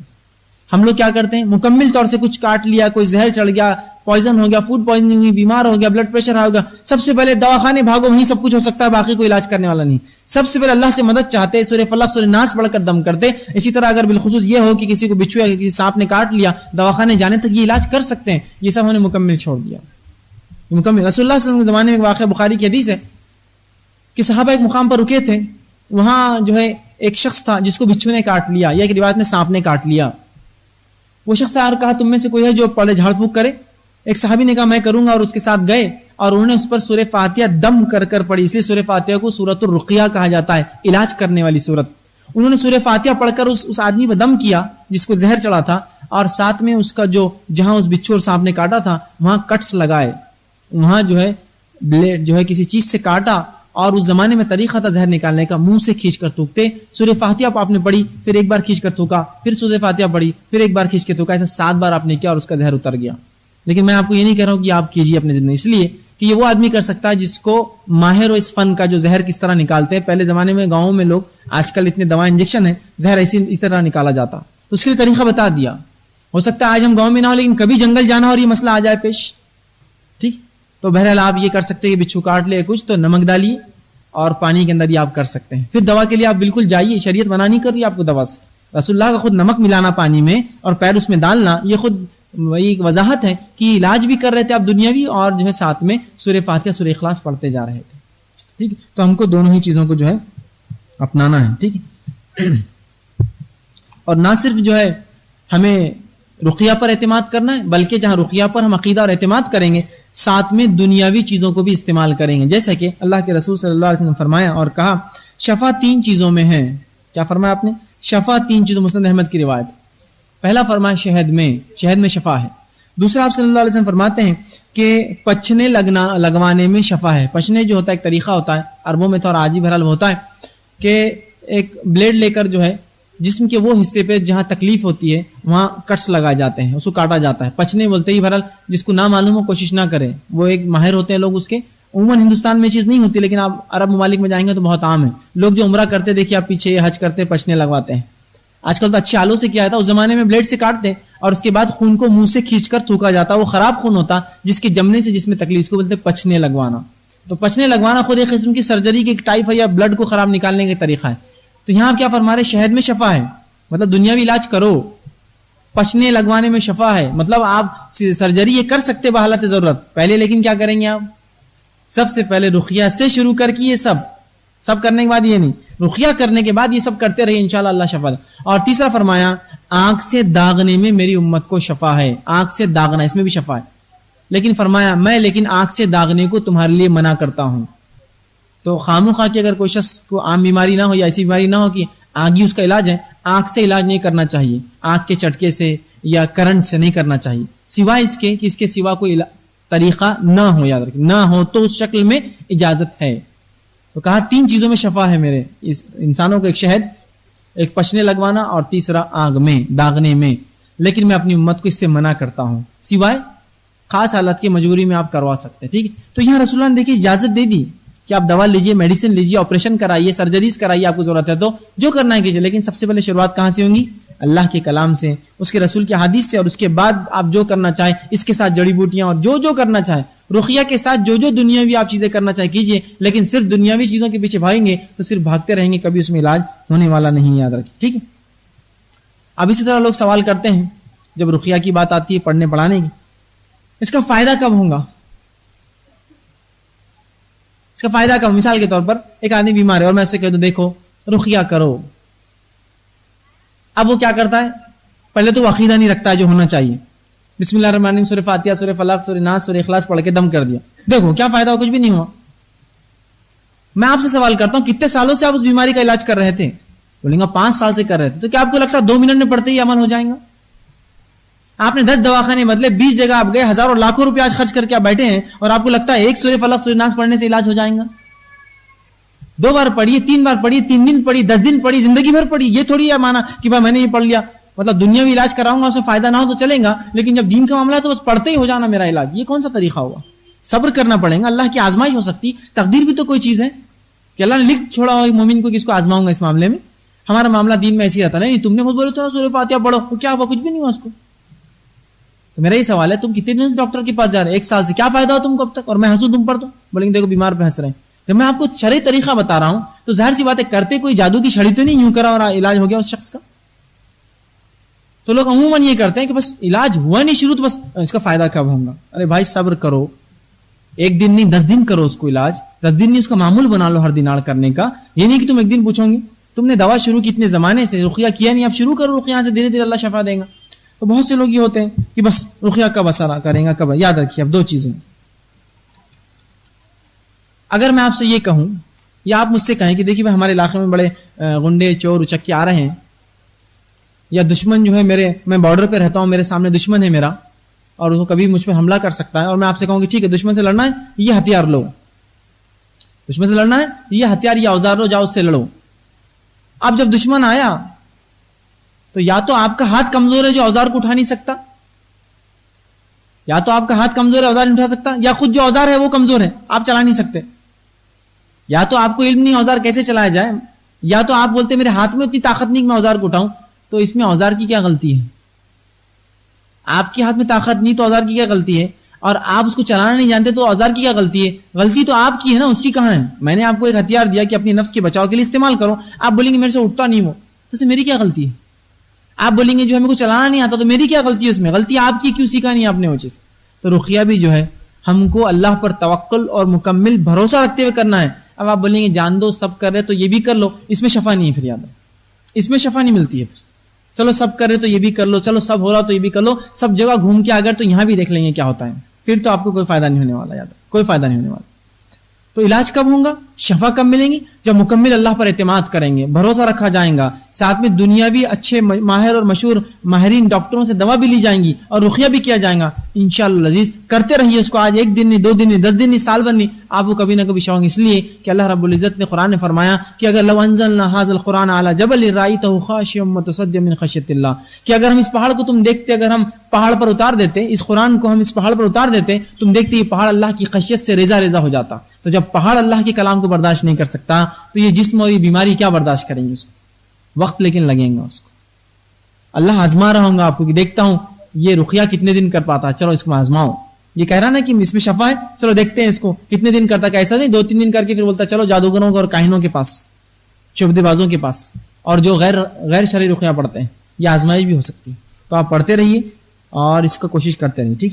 اب جب رقیہ آپ پڑھیں گے تو چند چیزیں آپ ذہن میں رکھیں گے. جب رقیہ آپ پڑھیں گے تو وہ کیسا ہو. ٹھیک ہے. سب سے پہلی چیز یاد رکھیے، جو چیزیں آپ یاد رکھیں گے، رقیہ اللہ تعالیٰ کے کلام یا اس کے اسماء و صفات اس کے اندر ہو. یہ نہ ہو کہ آپ منمانے چیزیں جیسا لوگوں نے بنا لیا. رقیہ کیا ہو؟ سب سے پہلی چیز کہ اللہ کا کلام اور اس کی صفات اور دعائیں معصورہ سے آپ کریں گے. دوسرا یہ کہ ایسے کلمات پڑھیں گے جن کا معنی معلوم ہو اور جس میں شرک نہ ہو. تیسرا کہ رقیہ کرنے والا اعتقاد رکھے کہ یہ بذات خود فائدہ نہیں دے سکتا بلکہ اللہ تعالیٰ اس میں تاثیر ڈالیں گا. رقیہ خود بذات اپنے آپ کو فائدہ نہیں دے سکتا، دوا اپنی ذات سے فائدہ نہیں دیتی ہے، وہ اللہ جو تاثیر دیتا ہے تو رقیہ نہیں میں پڑھ لوں گا تو بس نہیں, اللہ تعالیٰ اگر تقدیر میں لکھا ہے تو پھر علاج ہو جائے گا, نہیں لکھا ہے تو میرا کام تو پڑھنا ہے اور میں اس کو علاج کرتا رہوں گا اور پڑھتا رہوں گا. چوتھی چیز یہ کہ رقیہ کسی حرام یا بدعتی شکل میں نہ ہو, کوئی حرام کام نہ کرے اس میں, آپ کوئی بدعتی کام نہ کرے. اسی طرح جو پانچویں چیز ہے, رقیہ کرنے والا کوئی جادوگر, کاہن یا جو شعبدے باز سے یہ کام نہ کرائے, ورنہ آپ ایک جادوگر کو بولیں گے میرے پہ اچھا پڑھو تو اس کے پڑھنے سے آپ کو فائدہ, اس لیے کہ وہ خود عقیدے سے خراب ہے. ٹھیک ہے. اسی طرح چھٹی چیز جو یاد رکھیں گے, رقیہ کسی حرام عبارت یا حرام جو ہے اشارات پر مشتمل نہ ہو, کسی حرام چیز, حرام عبارت, اشارات پر نہیں ہو, اس لیے کہ حرام چیز میں اللہ نے شفا نہیں رکھی. رسول اللہ فرماتے ہیں حرام چیز میں اللہ نے شفا نہیں رکھی. ٹھیک ہے. تو یہ چند شرائط کو آپ اس میں ملحوظ رہیں. اسی طرح جو ہے اب کیا علامتیں ہیں جس سے مجھے پتا چلے کہ واقعی میں نفسیاتی طور سے بیمار ہوں. یہ میں علامتیں بیان کر رہا ہوں, لیکن میں اس لیے علامتیں بیان نہیں کر رہا ہوں کہ آپ شک میں پڑ جائیں. میں تو اب تک آپ خوش آئے تھے, میں نے علامتیں بیان کی اور آپ جاتے وقت بالکل ملول ہو کے جا رہے میرے میں سب ہے یہ. میں اس لیے نہیں کہہ رہا ہوں, میں اس لیے کہہ رہا ہوں کہ اگر یہ ہوتا ہے تو آپ علاج کرائیے, شریعت اس کا علاج دے رہی ہے تاکہ آپ جو ہے جسمانی طور سے تندرست ہیں اور نفسیاتی اور روحانی طور سے بھی تندرست ہے. آئیے چند علامتیں جو ایسے شخص میں ہوتی ہے جو روحانی طور سے بیمار ہوتا ہے وہ کیا ہے. پہلی دیکھیے, اللہ کے ذکر اور اس کی اطاعت سے اعراض کرتا ہے. آپ بولی نماز پڑھو تو میرے سے نہیں ہوتی, روزہ رکھو تو اپنے سے نہیں جمتا, قرآن پڑھو تو بھاگ جاتا نکل کر. تو وہ کیا کرتا ہے, اللہ کے ذکر سے اعراض کرتا ہے, اطاعت نہیں کرتا اللہ اور اس کے رسول کی, بالخصوص نماز اور قرآن سے دوری اختیار کرتا ہے. آپ اس کے بعد نماز پڑھیں گے تو بھاگ جائیں گا, قرآن پڑھیں گے تو آپ کا منہ دیکھنا پسند نہیں کریں گا. پھر تو سمجھ جائیے نفسیاتی طور سے مرض ہے, یا تو جن یا عصب ہے, یا یہ تکلیف میں اس لیے کہ اللہ کلام اس سے برداشت نہیں ہو رہا ہے. ٹھیک ہے. دوسری چیز کہ دائمی سر درد جس کو ہو, یا جسم کے کوئی ایک اعضے میں دائمی تکلیف ہوتی ہے, جس کا آپ نے دنیاوی تمام علاج کروا لیے, اس کے بعد بھی وہ اس میں شفا نہیں ہو رہی ہے. کیا کہہ رہا ہوں میں پھر سنیے, یہ نہیں کہ آج ہو گیا تو آپ بولیں دیکھو انہوں نے بولے آج ہو گیا میرے سر میں درد. دائمی سر درد یا دائمی جسم کے کوئی اعضاء میں درد جس کی تمام تر علاج کے بعد بھی دنیاوی شفا نہیں ہوئی, تو سمجھ جائیے یہاں رقیہ کی ضرورت ہے آپ کو, دوا کی نہیں بلکہ یہاں اس دعا کی ضرورت. ٹھیک. اسی طرح سخت غصے کی حالت کہ انسان اپنے اوپر بالکل کنٹرول نہ رکھ پائے, یہ انسان کو بہت ضرورت ہے کہ ذکر و اذکار کرے. سخت غصے کی جس میں آدمی پاگل ہو جاتا ہے, یہ بھی جو ہے نفسیاتی کمزور انسان. اس لیے کہ رسول اللہ فرماتے ہیں مضبوط اور طاقتور انسان وہ ہے جو اپنے غصے پر قابو کرے, یہ نہیں کہ جو پچھاڑ دے کسی کو پکڑ کر. غصے پہ قابو کرنا یہ طاقتور اور قوی انسان کی پہچان ہے. اسی طرح جو ہے چوتھے ذہنی انتشار. آج ذہنی انتشار کے اتنے لوگ ہیں کہ جس سے کوئی انتہا نہیں. ذہنی انتشار کیا ہے کہ مومن اپنے ڈیسیجن طے نہیں کر پاتا, یہ کروں یا یہ کروں, یہاں جاؤں یا یہاں جاؤں, یہ کرائے نہیں. یا پھر ذہنی انتشار کی ایک مثال ہے کہ کوئی کام کر لیا یہ سوچتا نہیں کرا, یا کسی کام کو بار بار کر کے اطمینان حاصل کرتا ہے کہ ہوا کیا. ذہنی انتشار مثال کے طور پر یہ مائک مجھے بند کرنا ہے, بند ہو گیا نا, 3 4 5 6, اس کو اطمینان نہیں ہوتا. ذہنی انتشار, یہ بند نہیں ہوا, یہ بند نہیں ہوا, یہ بند نہیں ہوا, یہ بند, اور پھر تھوڑی دور جا کے آئیں گا پھر اس کو بند کرتے کھڑے رہیں گا کہ تو بند نہیں ہوا. یہ ذہنی انتشار, ایسی بیماری میں اکثر لوگ ملوث کہ ایک بار ہاتھ دھوئیں گے اطمینان نہیں ہوگا, دھوتے رہیں گے کنٹینیو. ذہنی انتشار, ان کو اطمینان نہیں ہوگا کہ میں جو کام کر رہا ہوں اس میں میں مطمئن ہو گیا ہوں. یا کسی کپڑے کو پہنیں گے, سوچیں گے نہیں خراب ہے اس کو اتار دو, اس پہ گندگی ہے, پھر پہنیں گے نہیں خراب ہے اس پہ خواہ ذہنی انتشار. نمازیں پڑھیں گے تو شکوک میں, نماز ہوئی نہیں ہوئی, 4 پڑھا یا 3 پڑھا, 4 پڑھا یا 3, ہر نماز کو شک میں. وضو کیا تو وضو ہوا نہیں ہوا, وضو ہوا نہیں ہوا, غسل کیا تو لگتا غسل ہوا نہیں. ذہنی انتشار, اکثر لوگ اس بیماری میں ملوث ہوتے ہیں. ضروری ہے کہ پھر آپ ذکر و اذکار میں بہت اہتمام کریں. یہ ذہنی انتشار ہے, آپ کو شیطان ٹکنے نہیں دے رہا. مومن چونکہ اگر ذہنی طور سے اسٹیبل ہوگا تو وہ اچھے کارنامے انجام دیں گا نا, تو اس کو انتشار میں ڈالو. ارے تیری عبادت ہی نہیں ہوئی, تیرا روزہ ہی نہیں ہو رہا, تیری وضو ہی نہیں ہوتا, تیرا طہارت ہی حاصل نہیں ہوتی, اور اس معاملے میں سے کئی معاملہ زندگی کے بگڑ جاتے ہیں. ذہنی انتشار. ٹھیک ہے. اسی طرح پانچویں چیز غیر فطری طور پر کثرت نسیان. غیر فطری طور پر بھول, مطلب ایک آدمی عام طور سے بھولتا نہیں تھا لیکن اچانک بھول, یہ بھول گیا اور وہ بھول گیا. یہ مطلب غیر فطری. فطری طور سے تو بھول ہوتی ہے, کسی انسان کو 100 کام دو تو 10 بھول جائیں گا. غیر فطری بھول کی ایک آدمی مانا جاتا ہے کہ یہ اپنے بولنے میں اپنے ذہانت میں ہوشیار ہے, اور اچانک بھول کی اس پہ بیماری طاری ہے. نسیان کہتے ہیں اس کو. اسی سے لفظ انسان آتا ہے کہ تو آدم علیہ السلام بھول گئے تھے کہ وہاں نہیں جانا ہے کھانے کو, اور وہ پھل کھا لیا, اسی سے لفظ انسان, انس, بھولنے والا.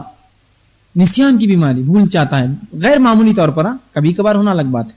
اسی طرح چھٹی چیز سخت کاہلی کے ساتھ پورے جسم میں تھکاوٹ محسوس کرنا دن اور رات. سخت کاہلی, یہ کام کرو نہیں ہوتا, وہ کام کرو نہیں جمتا, یہاں جاؤ نہیں ہوتا. سخت جسمانی درد اور کاہلی اور سستی, یہ بھی انسان جو ہے ذکر و اذکار میں اہتمام کرے, بالخصوص اپنا علاج کروائے. اسی طرح رات میں نیند اچاڑ ہو جانا اور نیند نہیں آنا. کچھ لوگوں کو ہوتا رات میں نیند نہیں آتی, یہ بھی یاد رکھیے نفسیاتی پریشانی کی علامت ہے کہ انسان رات میں نہ سوئے، اس لیے کہ اللہ نے فطری طور سے انسان کو رات میں سونے والا بنایا ہے.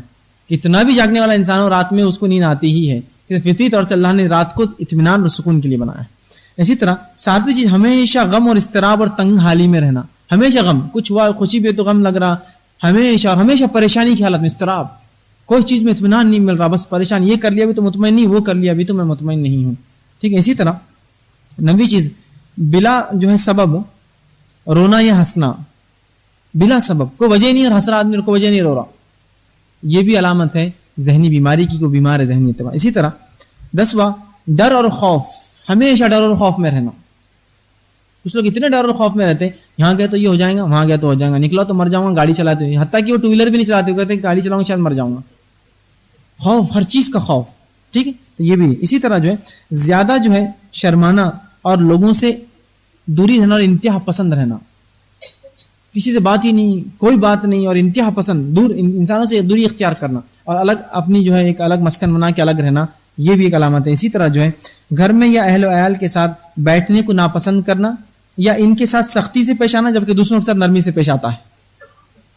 اہل و عیال کو برا بھلا کہتا ہے لیکن باہر نرم رہتا ہے، ان کے ساتھ اچھا معاملہ نہیں کرتا، دوسروں سے اچھا معاملہ کرتا ہے، اور جب بھی گھر والا کو نزدیکی دکھا اس کو نفرت ہوتی ہے جبکہ دوسروں سے محبت کرتا ہے.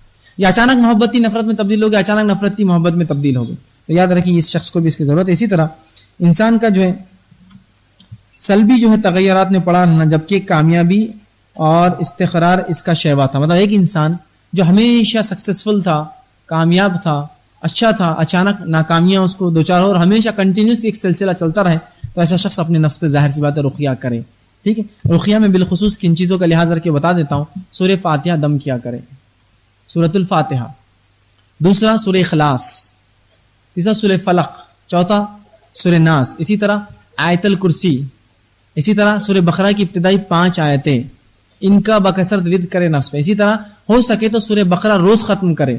جس انسان کو ایسا ڈر ہے جادو ہو گیا، آصف نفس، روز کرے، اس کا بڑا فائدہ ہے. اسی طرح صبح جو ہے ہر نماز کے بعد فجر کی 100 مرتبہ لا الہ الا اللہ وحدہ لا شریک لہ لہ الملک ولہ الحمد وہو علی کل شیء قدیر.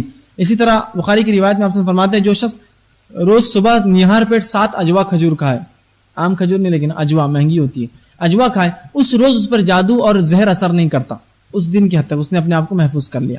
اس طرح رات میں جب سوئے تو آیت الکرسی پڑھ کر سوئے، بغیر اس کے نہ سوئے. آیت الکرسی جب پڑھتا ہے تو 2 فرشتے تعینات ہو جاتے ہیں جو صبح تک حفاظت کرتے ہیں. ٹھیک ہے. تو یہ چند چیزیں ہیں، ان کو جو آپ ملحوظ رکھیں اور بکثرت ان کی جو ہے تلاوت کیا کریں. ٹھیک ہے. تسبیحات، ذکر و اذکار، اور وہ ذکر و اذکار جو نماز کے بعد اٹھنے بیٹھنے چلتے پھرتے، وہ تو بالکل میں نے بتا دیا، اس کی ضرورت نہیں مجھے بتانے کی. بالخصوص یہ ذکر و اذکار زیادہ تر اپنی نفس پر جو ہے ایک انسان کیا کرے. ٹھیک. اب ہمارا علاج کون کرے؟ بچے کیسا معلوم ہو گیا، علاج کیسا ہوتا معلوم ہو گیا. اب ہمارا علاج کرے کون؟ خود اپنا علاج کیجئے.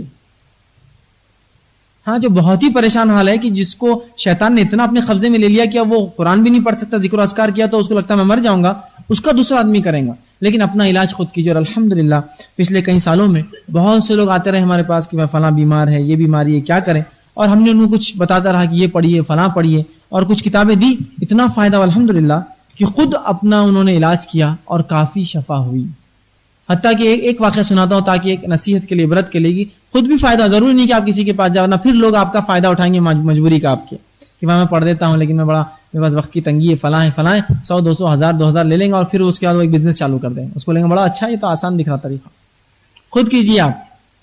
ٹھیک ہے.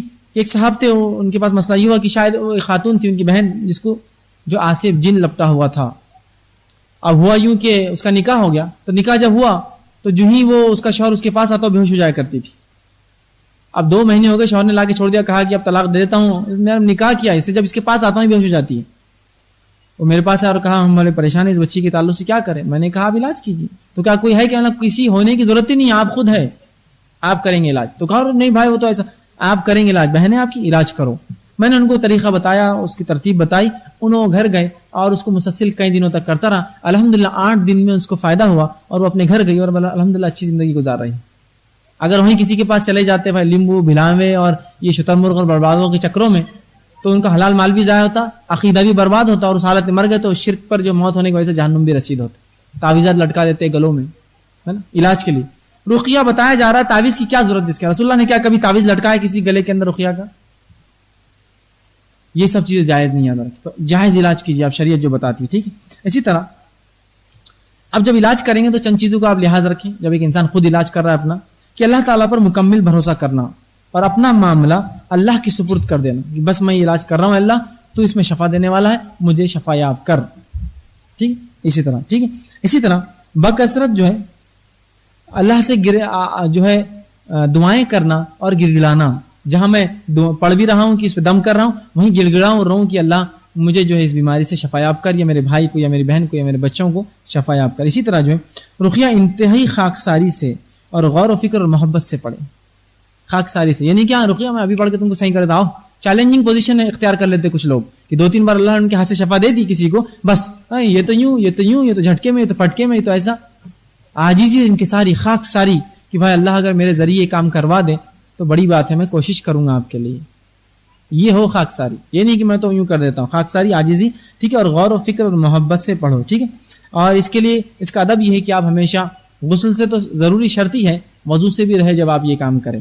اس کو وضو کرا, اگر آپ کسی پہ دم کر رہے ہو خود بھی وضو کر لے, اور خود آپ ہی کر رہے ہیں تو اپنا وضو کر کے رقیہ کر کے اپنے نفس پہ دم کریں, ٹھیک ہے. اسی طرح پڑھتے وقت بعض آیتوں کا تکرار بہت اہم ہے, مطلب بعض آیتوں کو بار بار پڑھیں. اس کے بڑے فائدے, جیسا کہ سورہ فاتحہ کو بار بار پڑھیں, آیت الکرسی کو بار بار پڑھیں, اس لیے کہ شیطان وہاں ٹک نہیں سکتا جہاں آیت الکرسی پڑھی جاتی ہے. سورہ فلق, سورہ ناس کو بار بار پڑھیں. اسی طرح جو ہے سورہ بقرہ کی آیت نمبر 102 جس میں اللہ نے فرمایا وَاتَّبَعُوا مَا تَتْلُو الشَّيَاطِينُ عَلَىٰ مُلْكِ سُلَيْمَانَ, جو سلیمان علیہ السلام کے دور میں جو جادو ہوتا تھا اس کے تعلق سے بات بیان کی. وَمَا كَفَرَ سُلَيْمَانَ وَلَٰكِنَّ الشَّيَاطِينَ كَفَرُوا يُعَلِّمُونَ النَّاسَ السِّحْرَ. تو یہ آیتوں کو بار بار تکرار کریں, بار بار ان آیتوں کو اس میں تلاوت کریں, ٹھیک. اسی طرح جو ہے رقیہ پر روز عمل کریں, کم ہو یا زیادہ ہو. یہ نہیں کہ ایک دن کیا اور بولے یار علاج نہیں ہو رہا چھوڑ دو. کم یا زیادہ کنٹینیوس عمل رکھیں. 1 دن 2 دن 3 دن 4 دن چلنے دیں اس کو, 1 دن 8 2 دن 8 چلنے دیں, انشاءاللہ اس کا شفا ضرور, انشاءاللہ شفا. اسی طرح اگر آپ کسی بیماری سے دوچار ہیں اور رقیہ کی سخت ضرورت محسوس کرتے ہیں لیکن آپ اس میں اپنے اندر بے رغبتی کراہت پاتے ہیں تو کسی دوسرے سے کروا لیجیے. پھر ایسا لگتا ہے کہ میں نہیں کر پا رہا ہوں, ایسا ہوتا ہے, بہت سے لوگ شکایت کرتے ہیں قرآن پڑھ رہا لیکن میرے ہاتھ سے قرآن چھوٹ جا رہا ہے, یا مجھے ڈر لگ رہا ہے قرآن پڑھنے سے, میں مر جاؤں گا اس طرح. تو یاد رکھیے اس پہ شیطان حاوی ہے, اس کا مطلب کوئی دوسرا آدمی اس کی مدد کرے اور اس پر رقیہ پڑھے. اسی طرح کتاب و سنت کی اتباع کیجیے اور بدعت نہ کرے. جو شخص یہ کام کرے یہ دیکھے کہ عقیدہ درست ہو, کتاب و سنت کا پابند ہو اور بدعت نہ کرے. اسی طرح جو ہے یہ بہترین تحفہ ہے جسے آپ پہلے اپنے اہل وعیال اور پھر دوسروں کو دے سکتے ہیں. خود جب آپ رقیہ اپنے گھر والوں کا کریں گے علاج تو یہ بہترین تحفہ ہوں گا اپنے گھر والوں کے لیے, اور جب کوئی آ جائے تو اس کے علاج کرنے کے حساب سے, ٹھیک ہے. اسی طرح جو ہے اس رقیہ کی منفعت کی تکمیل کے لیے اگر مسلمان مرد عورت روز مکمل سورہ اگر بقرہ پڑھے ایک جگہ بیٹھ کر تو یہ تو بہت زیادہ فائدہ مند ہے. کسی کو لگتا ہے کہ بہت زیادہ گھر میں بیماریاں ہیں, آسیب ہیں, پریشانی نفسیاتی طور سے, کوشش ہی کرے گھر والے سب بیٹھ کر سورہ بقرہ کو جو ہے مکمل ایک بار صبح کرنے کی کوشش کرے. یہ بالخصوص جس کو کہیں گے بہت زیادہ بیماری اگر ہائے ہو تو پھر یہ کیا جائے گا, ورنہ ذکر و اذکار کا اہتمام, اٹھنے اور سونے کی دعائیں, آنے جانے کی دعائیں اور جو ذکر و اذکار میں نے بتائے اگر انشاءاللہ عزیز ہم یہ کرتے رہیں تو نفسیاتی بیماریوں سے ہماری حفاظت ہوتے رہیں گی. اللہ تعالیٰ کی امن و امان میں ہم رہیں گے, اللہ کی طرف سے مدد ہماری طرف آتے رہیں گی. بہرحال اپنی بات کو اس سے پہلے کہ میں ختم کروں چند اعلانات بس آپ کے سامنے رکھنا چاہتا ہوں, بڑے اہم اعلانات ہیں. سب سے پہلی چیز یہ ہے کہ 10 روزہ یہ کانفرنس تھی اور آپ لوگ اس کے اندر بہرحال پورے 10 لوگ, اکثر لوگ اس میں سے 10 دن آتے رہے. بس ایک یہ گزارش تھی آپ سے اور ایک معذرت تھی ہم لوگوں کی طرف سے کہ چونکہ 10 روزہ پروگرام تھا اور آپ نے دیکھا بارش کا کیا حال تھا, اور ظاہر سی بات ہے بارش اگر نہ بھی ہوتی تو کہیں نہ کہیں انتظامیہ میں کوتاہیاں ہوتی ہے. ہو سکتا ہے مقرروں کے یا تقریر جنہوں نے دی ان کے بولنے میں کبھی کوتاہی ہوئی ہو سکتا ہے جو کھانے پینے کا ہم نے وعدہ کیا اس میں کبھی ہم سے کوتاہی ہوئی ہو سکتا ہے کہ آپ نے اپنا کچھ ساز و سامان لایا ہو جو چوری ہو چکا اس میں کچھ ہم سے ہوئی. اسی طرح ہو سکتا ہے آپ نے اپنی چپلیں لائی ہوئی قیمتی جو ہو سکتا ہے یہاں جو ہے رہ گئی ہوئی, آپ بھول گئے, نہ ملی ہو, یا کوئی تکلیف آپ کو یہاں آنے جانے سے کبھی ہو سکتا ہے کوئی کیچڑ میں گر گیا ہو, یا اسی طرح کی کوئی بھی تکلیف اگر ہم سے ہوئی ہو, ادارے سے ہوئی ہو, ادارے کے لوگوں سے ہوئی, والنٹیئر سے ہوئی, میں ان سب تمام کی طرف سے آپ لوگوں سے معذرت خواہ ہوں, معافی مانگتا ہوں کہ اگر کوئی غلطی ہو تو آپ بہرحال اس کو معاف کر دیں, درگزر کریں. چونکہ بڑے بڑے پروگرامز میں اس طرح سے ہوتا ہے کہ چھوٹے موٹے خراش یا اس طرح کی تکلیفیں آتی ہے, تو بہرحال کا نام مقصد تھا کہ آپ لوگوں کو سے معافی مانگوں کہ آپ درگزر کریں اس مسئلے کو. دوسری چیز یہ کہ جو لوگ 10 دن آئے یا نہ بھی آئے ہو, جو کچھ دن آئے ہو, 5 دن 6 دن 2 دن 1 دن, اس پروگرام کا مقصد یہ تھا کہ ہماری زندگیوں میں کوئی تبدیلی آئے. اگر یہ ہوا کہ اس پروگرام کے بعد بھی زندگی ویسی ہی رہی جیسے پہلے تھی تو پھر تو ہم کو کوئی فائدہ نہ ہو اس پروگرام کا, اور زندگی میں شاید اس کے بعد ہم کو موقع نہ ملے نصیحت حاصل کرنے کا, عبرت حاصل کرنے کا. تو ایسا نہ ہو کہ یہ پروگرام بھی ایک ایسا ہو جیسا ہر سال ہوا, کچھ سنتے تھے, بس زندگی کی روش وہی رہی, حرام وہی رہا اور غلط کاریاں وہی رہی, رشوت اور سود وہی معاملہ رہا اور بد اخلاقی کا معاملہ وہی رہا, گالی گلوچ زبان نہ, تو پھر اس پروگرام کا آپ کو کوئی فائدہ نہیں ہوا اور ہم سمجھیں گے ہماری محنت جو ہے آکارا گئی, اس کا ہمیں بھی کچھ فائدہ نہیں ملا. مقصد یہ تھا کہ ہم اپنی زندگی میں تبدیل لائے, خود جو بولنے والے ہیں, جو اس پروگرام کو آرگنائز کرنے والے ہیں, اور جن لوگوں نے اس کو سماعت کیا سنا, تمام سے گزارش ہے کہ اس پروگرام کا مقصد یہ تھا اپنی زندگیوں میں ایک زبردست ہم تبدیلی لائیں. ٹھیک. اسی طرح تیسرا اعلان کہ اسلامک ریسرچ سینٹر جو ہے یہ ایک ادارہ ہے جس کے تحت یہ پروگرام منعقد کیا گیا تھا. تو یاد رکھیے اس میں فیض بھائی کا کوئی اپنا ذاتی میرا کوئی رول نہیں ہے. میں بھی اسی طرح سے ایک شخص ہوں جس طرح سے چپل جمانے والے آپ نے دیکھے ہوں گے, جو گاڑیوں کی پارکنگ کرتے تھے, جو آپ کو لا کر بٹھاتے تھے, جنہوں نے چائے پیچھے بنائی, جس کو آپ نے کبھی دیکھا بھی نہیں ہوگا 10 دن میں کون بناتے ہیں بیچارے, اور میں یہاں کھڑا تھا اور جن کو آپ نے اسٹیج پہ دیکھا. اس میں سے کوئی بھی شخص اپنے آپ میں افضلیت نہیں رکھتا ایک دوسرے سے, سب نے اپنی محنت کی, جس کو جو کام تھا اس نے لگن سے کیا اور یہی ان تمام کی قابلیت تھی اور اسی کا ان تمام کو اجر ملنے والا ہے. ٹھیک. تو اس میں کوئی افضل نہیں ہے. تو یہ نہ سمجھے کہ فیض بھائی نے بہت اچھا پروگرام لیا, میری کوئی ذات ایسی نہیں کہ میں کوئی اچھا پروگرام لے سکوں یا کوئی اچھی بات آپ کے سامنے رکھ سکوں. یہ لوگوں کی دعائیں ہوتی ہے کہ کچھ بات اللہ کلمات دل میں ذہن میں ڈالتا ہے, کچھ علم حاصل کر کے میں آپ کے سامنے کچھ مواد رکھ پاتا ہوں. تو اس میں میری کوئی ذاتی قابلیت اور خصوصیت نہیں, یاد رکھے اس معاملے کے اندر. ٹھیک ہے.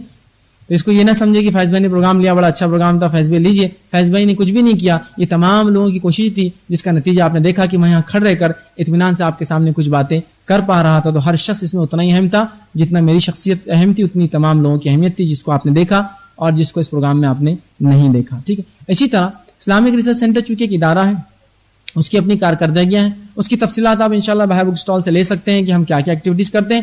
ظاہر سی بات ان ایکٹیویٹیز کو کرنے کے لیے, ان پروگرامس کو کرنے کے لیے ہم کو سال بھر اخراجات آتے ہیں. ٹھیک. انتظامیہ نے مجھ سے یہ اپیل کی تھی کہ میں اس اخراجات کے تعلق تھوڑی سی باتیں رکھوں تاکہ آپ میں سے کچھ لوگ سالانہ ہمیں جو کچھ تعاون کرے رمضان سے رمضان, چاہے آپ کی زکوٰۃ ہو یا آپ کے صدقات ہو, یا اسی طرح آپ منتھلی ہمیں کچھ ڈونیٹ کر سکتے تاکہ ہم اپنی مہینے واری جو ایکٹیویٹیز ہوتی ہے اس کو ہم بڑھائیں. اسلامک ریسرچ سینٹر کا مرکز روہیلہ گلی میں, آپ آ کر وہاں تفصیلات دیکھ سکتے ہیں, ہماری کارکردگیاں دیکھ سکتے ہیں, اور ہماری ویب سائٹ سے بھی یہ تفصیلات آپ کو جو تفصیلات مل سکتی ہیں. تو لہٰذا آپ میں سے اگر کوئی خیر خواہ جو ایسا ہو جو چاہتا ہے کچھ اللہ کے دین کے لیے خرچ کرے, تعاون کرے, تو یہ ادارہ بھی جو ہے آپ کے تعاون کا مستحق ہے. دوسرا, آپ جو ہے یا تو سالانہ آپ دیجیے رمضان میں, یا منتھلی آپ ممبرشپ لیجیے تاکہ کچھ نہ کچھ تعاون آپ کا آتا رہے, جس سے ہم اس قسم کے جو پروگرام آج آپ دیکھ رہے ہیں, یہ تو ایک تھا آپ نے جو 10 راتوں کا دیکھا, ایسے ہم کئی پروگرام سال بھر لیتے ہیں, جس میں سے سیرت ہفتہ لیتے ہیں جو سال میں ایک بار جو ہے دیوالی کی چھٹیوں میں پورا ایک ہفتہ چلتا ہے جو کہ رات میں ہی ہوتا ہے بہرحال. اسی طرح رمضان کی 10 راتوں میں لیتے ہیں. اسی طرح دعوت ٹریننگ پروگرام غیر مسلموں میں کیسے دعوت دی جائے. اسی طرح غیر مسلموں کے لیے الحمدللہ پچھلے سال ہم نے 7 پروگرام لیے, یہ سال بھی پلاننگس ہیں جس میں غیر مسلموں کو مدعو کیا جاتا ہے, اسلام کی دعوت رکھی جاتی ہے. تو ظاہر سی بات ہے ان تمام چیزوں کے لیے اخراجات ہوتے ہیں.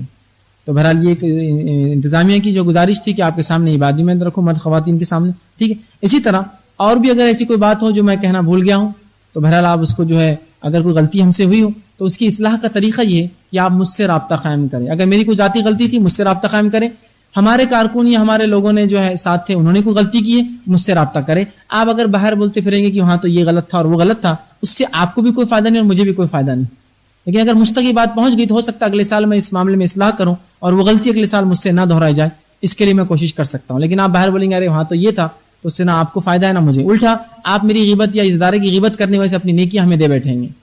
تو بہتر ہے کہ آپ آ کر ہماری اصلاح کریں, کسی غلطی کو آپ پائیں ہم میں, رمضان یا غیر رمضان آ کر جو ہم اس معاملے میں آپ جو ہے ملاقات کر سکتے ہیں. چاہے آپ کو جو بھی لگے کہ مثال کے طور پر کپڑے ایسے کیوں تھے, اسٹیج ایسا کیوں تھا, منڈپ فلاں تھا, آپ سب پوچھ سکتے ہیں, حق ہے آپ کو. ٹھیک ہے. لیکن وہ اصلاح کی نیت سے ہو, کتاب و سنت کے مطابق ہو, اور مجھ سے آ کر آپ کریں گے تو شاید ہو سکتا ہے میں کچھ تبدیل لانے کے لیے کروں. آپ لوگوں میں بولتے پھریں گے یار وہ تو ایسا کر رہے, فلاں کر رہے, وہاں یہ طریقہ درست ہے کیا, ہو سکتا ہے جو بات آپ کے ذہن میں نہ بھی ہو سکتا ہے میں اس کا جواب دے پاؤں. آپ لوگ دوسروں سے پوچھتے ہیں کہ بھائی انہوں نے یہ پروگرام کیا, اس کا کیا فلاں ہے, یہ کیا ثابت ہے, کیا فلاں ہے. میں کہتا ہوں مجھ سے اگر آپ سوال کر لیں, انشاءاللہ عزیز میں تشفی پر جواب دینے کی آپ کو کوشش کروں گا. اور نہ دے پایا اور اگر میری غلطی نکلی تو میں اپنی اصلاح کر کے اگلے سال ہی غلطی کرنے کی پھر انشاءاللہ کوشش نہیں کروں گا. لیکن لوگوں میں عوام میں بول کر اس کا نہ آپ کو کوئی فائدہ ہوگا نہ مجھے کوئی فائدہ. لیکن ایک فائدہ مجھے جو ہو جائے گا ذاتی, وہ یہ آپ کی اپنی نیکی آپ تحفے میں مجھے بھیجتے رہیں گے. جو شخص اسی غیبت کرے رسول فرماتے اس کی نیکیاں ایسی ضائع ہو جاتی ہے جیسے آگ جو ہے سو کی جو ہے لکڑی کو جلا کے خاک کر دیتی ہے, تو نیکیاں برباد ہو جائیں گی. تو اس سے اچھا ہے اگر لگے کچھ اصلاح کا ایسا پوائنٹ نکات ہے, آئیے میرے پاس, ادارے میں آئیے, رمضان میں آئیے, غیر رمضان آئیے, اور ہم سے بات کیجیے. انشاءاللہ ہم کوشش کریں گے کہ اپنی ہم جو اس معاملے میں جو ہے اصلاح کریں. ٹھیک ہے. تو اسی طرح کوئی غلطی ہوئی گی تو پھر سے میں معذرت خواہ ہوں, چاہے خواتین کے ساتھ ہوئی ہو یا مردوں کے ساتھ ہوئی, کوئی بھی چیز, کوئی نقصان, کوئی چیز, تو بہرحال ہم اس چیز کے لیے جو ہے آپ سے معافی چاہتے ہیں. اور بہرحال کچھ اور بھی ایک چیز تھی اعلان جو مجھ سے کہا گیا تھا کہ میں کچھ لوگوں کا اظہار تشکر کروں، کہ ان کا شکریہ ادا کروں، ان لوگوں کا جن لوگوں نے اس پروگرام میں تعاون کیا، بالخصوص ان لوگوں کا جن لوگوں نے اس میں اپنی زکوٰۃ غیر زکوٰۃ سے تعاون کیا، ان لوگوں کا بالخصوص جس نے اپنی جسمانی صلاحیتیں یا کسی قابلیت کو اس پروگرام کے لیے ہمیں دیا، بالخصوص اس امپیریل لانس والوں کا میں جو شکریہ ادا کروں گا کہ یہ ہال انہوں نے ہمیں دیا اور ہم اس میں پروگرام کر پائے، اور وہ لوگ جنہوں نے جو ہمارے فردوس سپلائنگ والے انجمن والے بالخصوص انہوں نے اپنا مکمل تعاون دیا، اور ہر وہ شخص جس نے چاہے وہ کوئی جو ہے انسان پارکنگ میں ہماری مدد کیا یا اپنے گھر کے سامنے کا حصہ ہمیں دیا ہو، یا کسی نے ہماری ریکارڈنگ کی ہو، یا کسی نے کوئی بھی فائدہ ہم کو جو دیا ہو، ہم تمام کا جو شکریہ ادا کرتے ہیں۔ یقین اللہ کا شکر سب سے پہلے، اس کے بعد لیکن اللہ کے رسول فرماتے ہیں جو بندوں کا شکریہ ادا نہ کرے وہ اللہ کا شکر گزار بھی نہیں ہوتا۔ تو لہٰذا ان تمام لوگوں کا اور ان لوگوں کا جو اس میں آئے، جنہوں نے صبر کیا، جو بیٹھے، ہماری غلطیوں کو بھی برداشت کیا، میں ان تمام کا میں شکریہ بہرحال اس پروگرام کی تعلق سے ادا کرتا ہوں۔ آخر میں اللہ سے دعا کرتا ہوں کہ اللہ سبحانہ تعالیٰ جو ہے ہمیں اور آپ کو کہنے سننے زیادہ عمل کی توفیق دے، ہم تمام کو جب تک زندہ رکھے، اسلام اور ایمان پر زندہ رکھے، ہر رمضان جو ہمارے اوپر آئے اس کو ہمارے لیے تقوی اختیار کرنے اور تبدیلی کا جو مہینہ بنا دے، اور جو کچھ رمضان میں عمل کرتے رہے اتنا اور اس سے زیادہ عمل غیر رمضان میں بھی ہم کرتے رہیں، اس دین کا اور شریعت کا سمجھنا اور عمل کرنا ہمیں آسان کرے، جب تک ہمیں زندہ رکھے، اسلام اور ایمان پر زندہ رکھے، ہمارا خاتمہ ایمان پر ہو۔ آخر دعوانا ان الحمدللہ رب العالمین، سبحان ربک رب العزۃ عما یصفون وسلام علی المرسلین والحمدللہ رب العالمین۔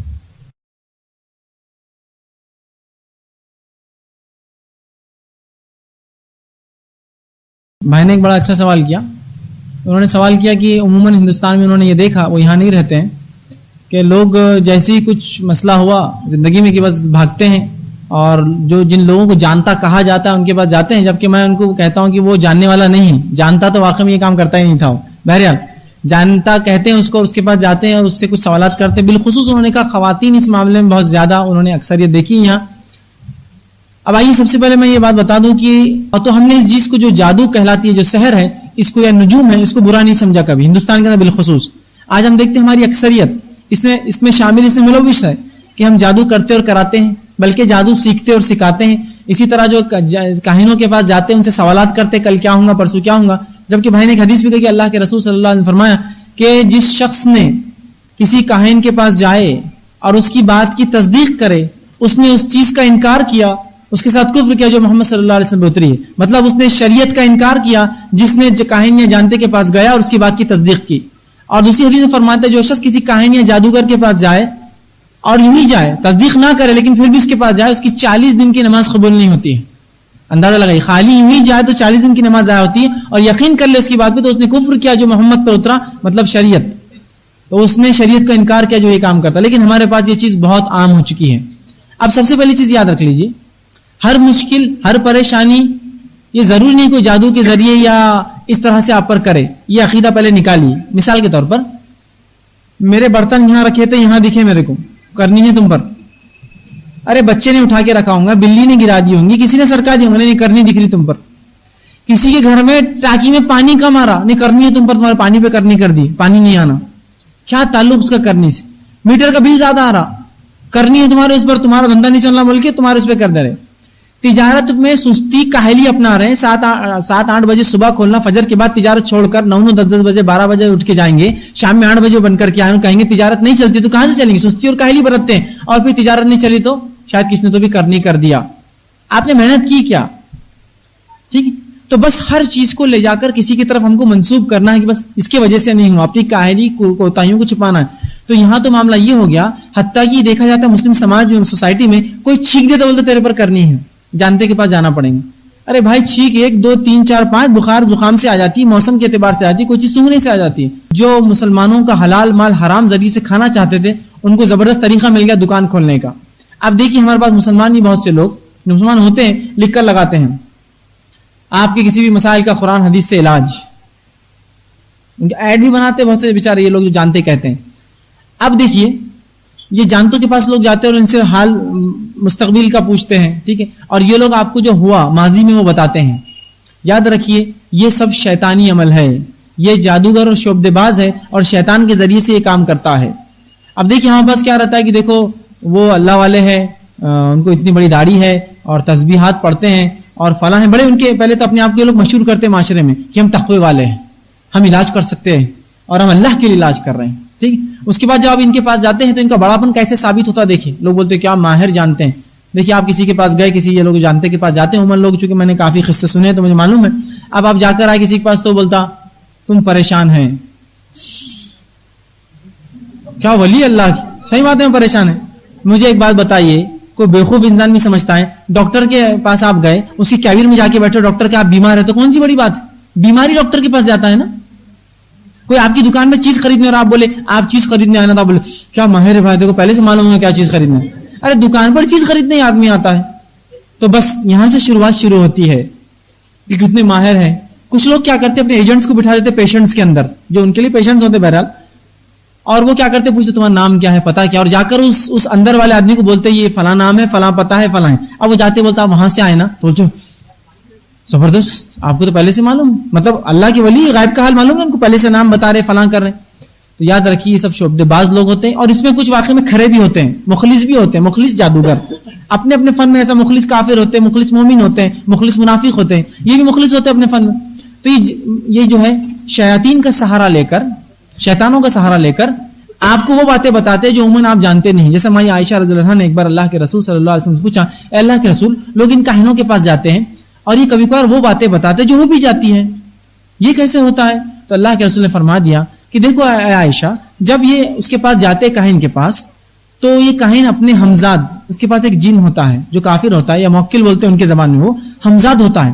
اس ہمزاد کو یہ کیا کرتا ہے, پوچھتا ہے کہ اس کے ہمزاد سے بات کر. چونکہ ہر انسان جب پیدا ہوتا ہے تو اس کی پیدا سے رسول اللہ فرماتے ہیں شیطان اپنی اولاد میں سے ایک اس کے پیچھے لگا دیتا ہے. تو یہ اس کا جن, جو کافر جن ہوتا ہے اس شعبدے باز جادوگر کا, یہ آپ کے جو ہمزاد جن سے پوچھتا ہے کہ اس کا نام کیا ہے. وہ جن اس کو بولتا ہے, یہ بولتا ہے اس کا نام عبد الرحمن ہے. تو دیکھو نام معلوم ہو گیا, لیکن پھر بھی آدمی بولتا ہے نام تو کوئی بتا سکتا ہے. پھر وہ بولتا ہے آپ کے دادا کا نام یہ تھا, آپ کے پردادا کا نام یہ تھا, آپ کی فلاں کھیت میں زمینیں ہیں. اور پھر ایک آدھ ایسا واقعہ انوکھا سنا دیتا کہ آدمی ہوتا بس اب میرے کو یقین آ گیا, ایک بار فلاں کھیت میں فلاں جگہ فلاں, بولتا بس بہت ہو گیا, بہت, اب تم اندر چلے گئے, بہت آپ بالکل کھڑے ہیں, بالکل آپ کو واقع میل میں پچھلا. پھر وہ اگلا پوچھتا اس سے. تو رسول اللہ فرماتے پھر یہ کیا ہوتا ہے, یہ شیطان اپنے اوپر والے سے سوال کرتا ہے, اور شیاطین کی پہنچ پہلے آسمان تک ہے. رسول اللہ فرماتے ہیں یہ پہلے آسمان تک اللہ نے ان کو چھوٹ دے رکھی ہے, اور یہ جب فرشتے, اللہ جب ڈیسیجنز لے لیتا ہے, فیصلے سناتا ہے, تو فرشتے آپس میں بات چیت کرتے تھے, تیرے رب نے آج کیا فیصلہ کیا اس کے لیے, ہمارے رب نے آج کیا فیصلہ کیا اس بندے کے لیے. تو یہ جن تھوڑا سا سن لیتا ہے, لیکن اللہ سے فرماتے ہیں ایک اس کو تارا مارا جاتا ہے توڑ کر, تو اوپر والا نیچے والے کان میں, اس کے بعد والا جن اس کے کان میں, اس کے بعد والا اس کے کان میں, حتیٰ کہ آخری جن اس شعبدے باز کا جن کے کان میں, اور وہ پھر شعبدے باز کے کان میں بول کر بھاگ جاتا ہے. لیکن رسول نے فرمایا وہ نہیں بولتا مگر 100 جھوٹ کے ساتھ ایک سچ. Guess work. مثال کے طور پہ ایک آدمی آیا, میں الیکشن میں جیتوں گا یا ہاروں گا, کیا پوچھتا ہوں, الیکشن جیتوں گا ہاروں گا. اب اس کے وہ کاہن اس سے اپنے جن سے بات کرتا ہے کہ بھائی پتہ لگا اوپر سے پہنچ. جب اس کو اگر کنفرم جواب نہیں ملا, کہ تو جن کبھی کنفرم جواب نہیں دیتے اس کو, تو یہ کیا کرتا ہے معلوم, جیت تو سکتے لیکن مشکل ہے. دونوں جواب ہے اس میں, ہاں اور نہ دونوں ہے, ہو بھی سکتا اور نہ بھی ہو. بولتا ہے ایسا کہتا کچھ کرو, ٹھیک ہے, اس کے لیے بہت محنت کرنا پڑے گی, ٹھیک ہے, 5,000 50,000 وہ جو بھی اس سے رقم طے کرتا.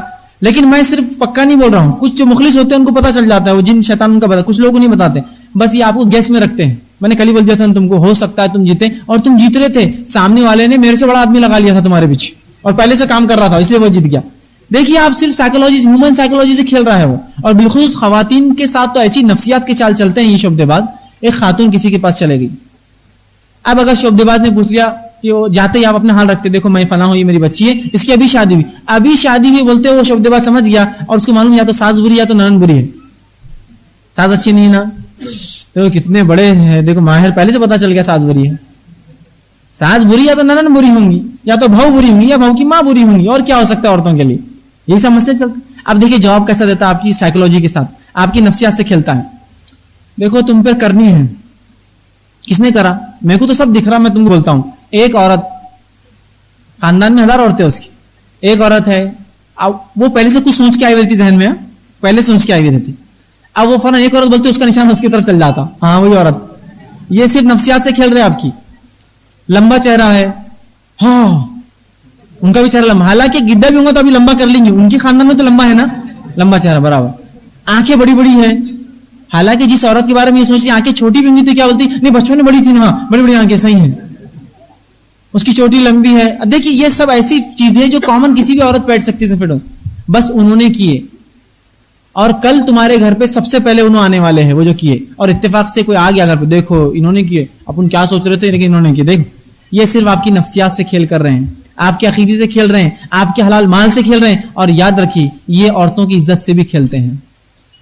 یہ واقعات بعید نہیں ہے اور میں سنانا بھی نہیں چاہتا ہوں, آپ لوگ اخبارات شاید مجھ سے زیادہ پڑھتے ہوں گے. انہوں نے عزت سے بھی کھیلا, اولاد کے نام پر کہ اولاد نہیں ہو رہی, ہم اولاد دیں گے, اس کے لیے کیا کرو, بس خاموشی اختیار کرو, تم کو اولاد ہو جائیں گی. اور ان کو معلوم تھا وہ جو شوہر ہے اس سے اولاد نہیں ہو سکتی, کچھ ریزن تھے, کچھ وجوہات تھی جو کہ سائنٹیفک وجوہات تھی. اور یہ ان عورتوں سے ہم بستری کرتے اور اولاد کہتے کہ ہم نے اولاد دی, اور کہتے ہیں جائز ہے تمہارے لیے کرو. بلکہ اس حد تک معاملات ہوئے کہ میں اب ایک شرم کی بات ہے لیکن چونکہ اب سوال آیا ہے اس کی سنگینی بتانا چاہتا ہوں کہ یہ عمل کہاں تک لے جاتے ہیں. ایک شخص تھا جو پکڑا گیا, جب میں حیدرآباد میں تھا, وہ شخص پکڑا گیا, اس کے لیے ایک ہیڈنگ آئی تھی بہت بڑی دکن کرونیکلز میں, دکن جو ایک پیپر آتا ہے اس کے اندر ہیڈنگ کیا آئی تھی, دا بریسٹ مساجنگ بابا. میں افسوس کہہ رہا ہوں لیکن حقیقت تھی, مسلمان عورتیں جاتی تھی اس لیے بیان کر رہا ہوں کہ عورتوں کے پستان سینوں کو دبانے والا بابا, بریسٹ مساجنگ بابا ہیڈنگ تھی. اب میں نے اتفاق سے پیپر لیا تھا, مطلب کیا دے دیا اس نے مجھے پتا نہیں, میں نے پڑھا تو وہ اس کی بات کیا تھی, وہ اس کا ایک معجزہ تھا اس بابا کا. حتیٰ کہ مسلم خواتین ساسیں جن بہوؤں کو اولاد نہیں ہوتی اس کے پاس لاتی تھی اور وہ عورتوں کو سامنے بٹھاتا تھا اور کپڑے اتارنے کا حکم دیتا تھا اور اپنے ہاتھ سے دونوں پستان دباتا تھا, یہ اس کا کام تھا. اور روز ہزاروں عورتیں آتی اور ان کے ساتھ یہ سلوک کرتا, جن کے ساتھ وہ یہ سلوک کرتا ان کا کہنا تھا ان کو اولادیں ہو گئی.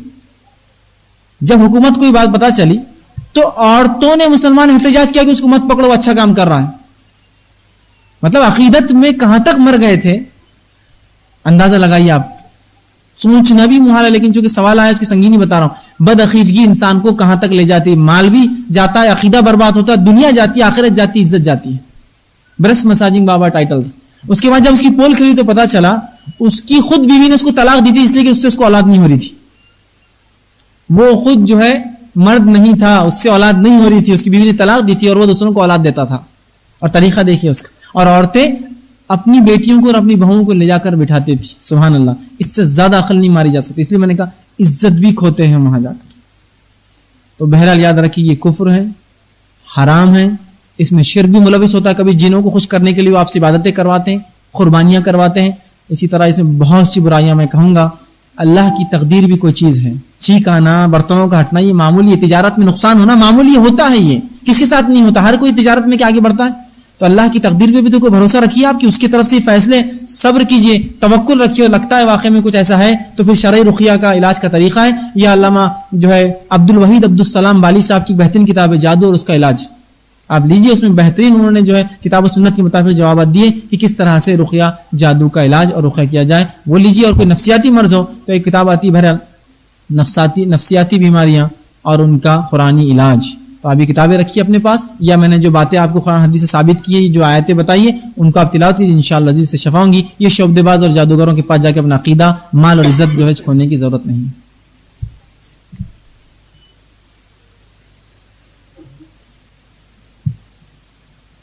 کسی نے ایک سوال کیا ہے,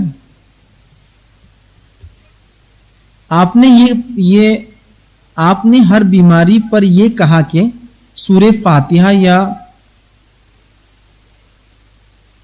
کوئی اور آیت کریمہ پڑھ کر دم کریں, تو کیا ہم اس صورتوں کو پانی پر دم کر کے پی سکتے ہیں کیا انہیں, اور نہیں تو کیوں نہیں. بہرحال کسی نے سوال کیا کہ جو میں نے آیتوں کے تعلق سے کہا جو پڑھ کر دم کرنا ہے, انہوں نے سوال کیا کیا اس کو پانی پر وہ دم کر سکتے ہیں اور کیا اس پانی کو وہ پیے.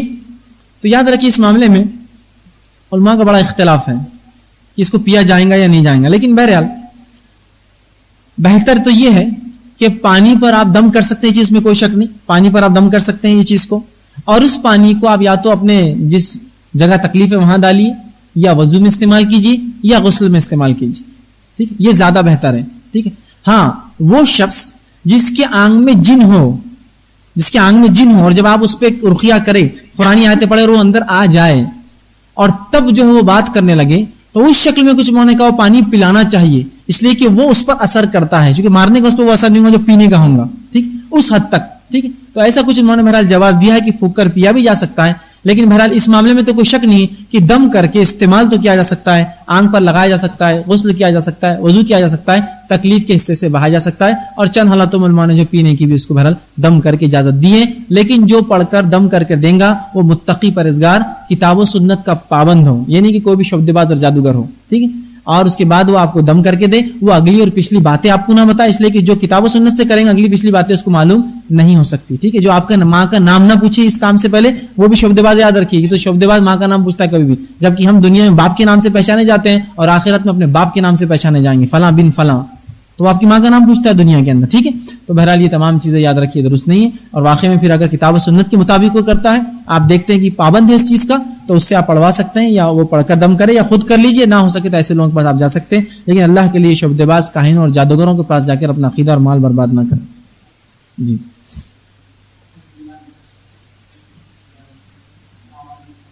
السلام۔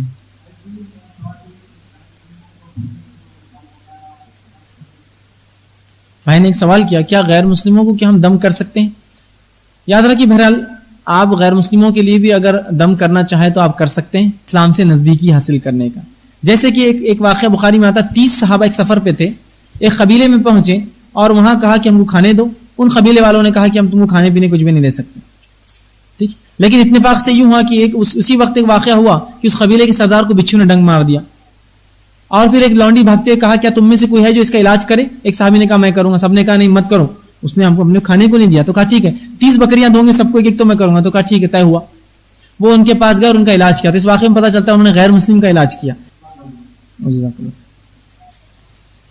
کسی نے ایک سوال کیا کہ کہتے ہیں کہ خواتین اگر زیادہ عبادت کرتی ہیں تو ان پر جنات فدا ہو جاتا ہے یا ان کی شادی نہیں ہونے دیتے، کیا یہ بات صحیح ہے؟ اور اسی طرح کچھ لوگ کہتے ہیں لوگوں کے اندر پریاں آتی ہیں، کیا یہ سب صحیح ہیں؟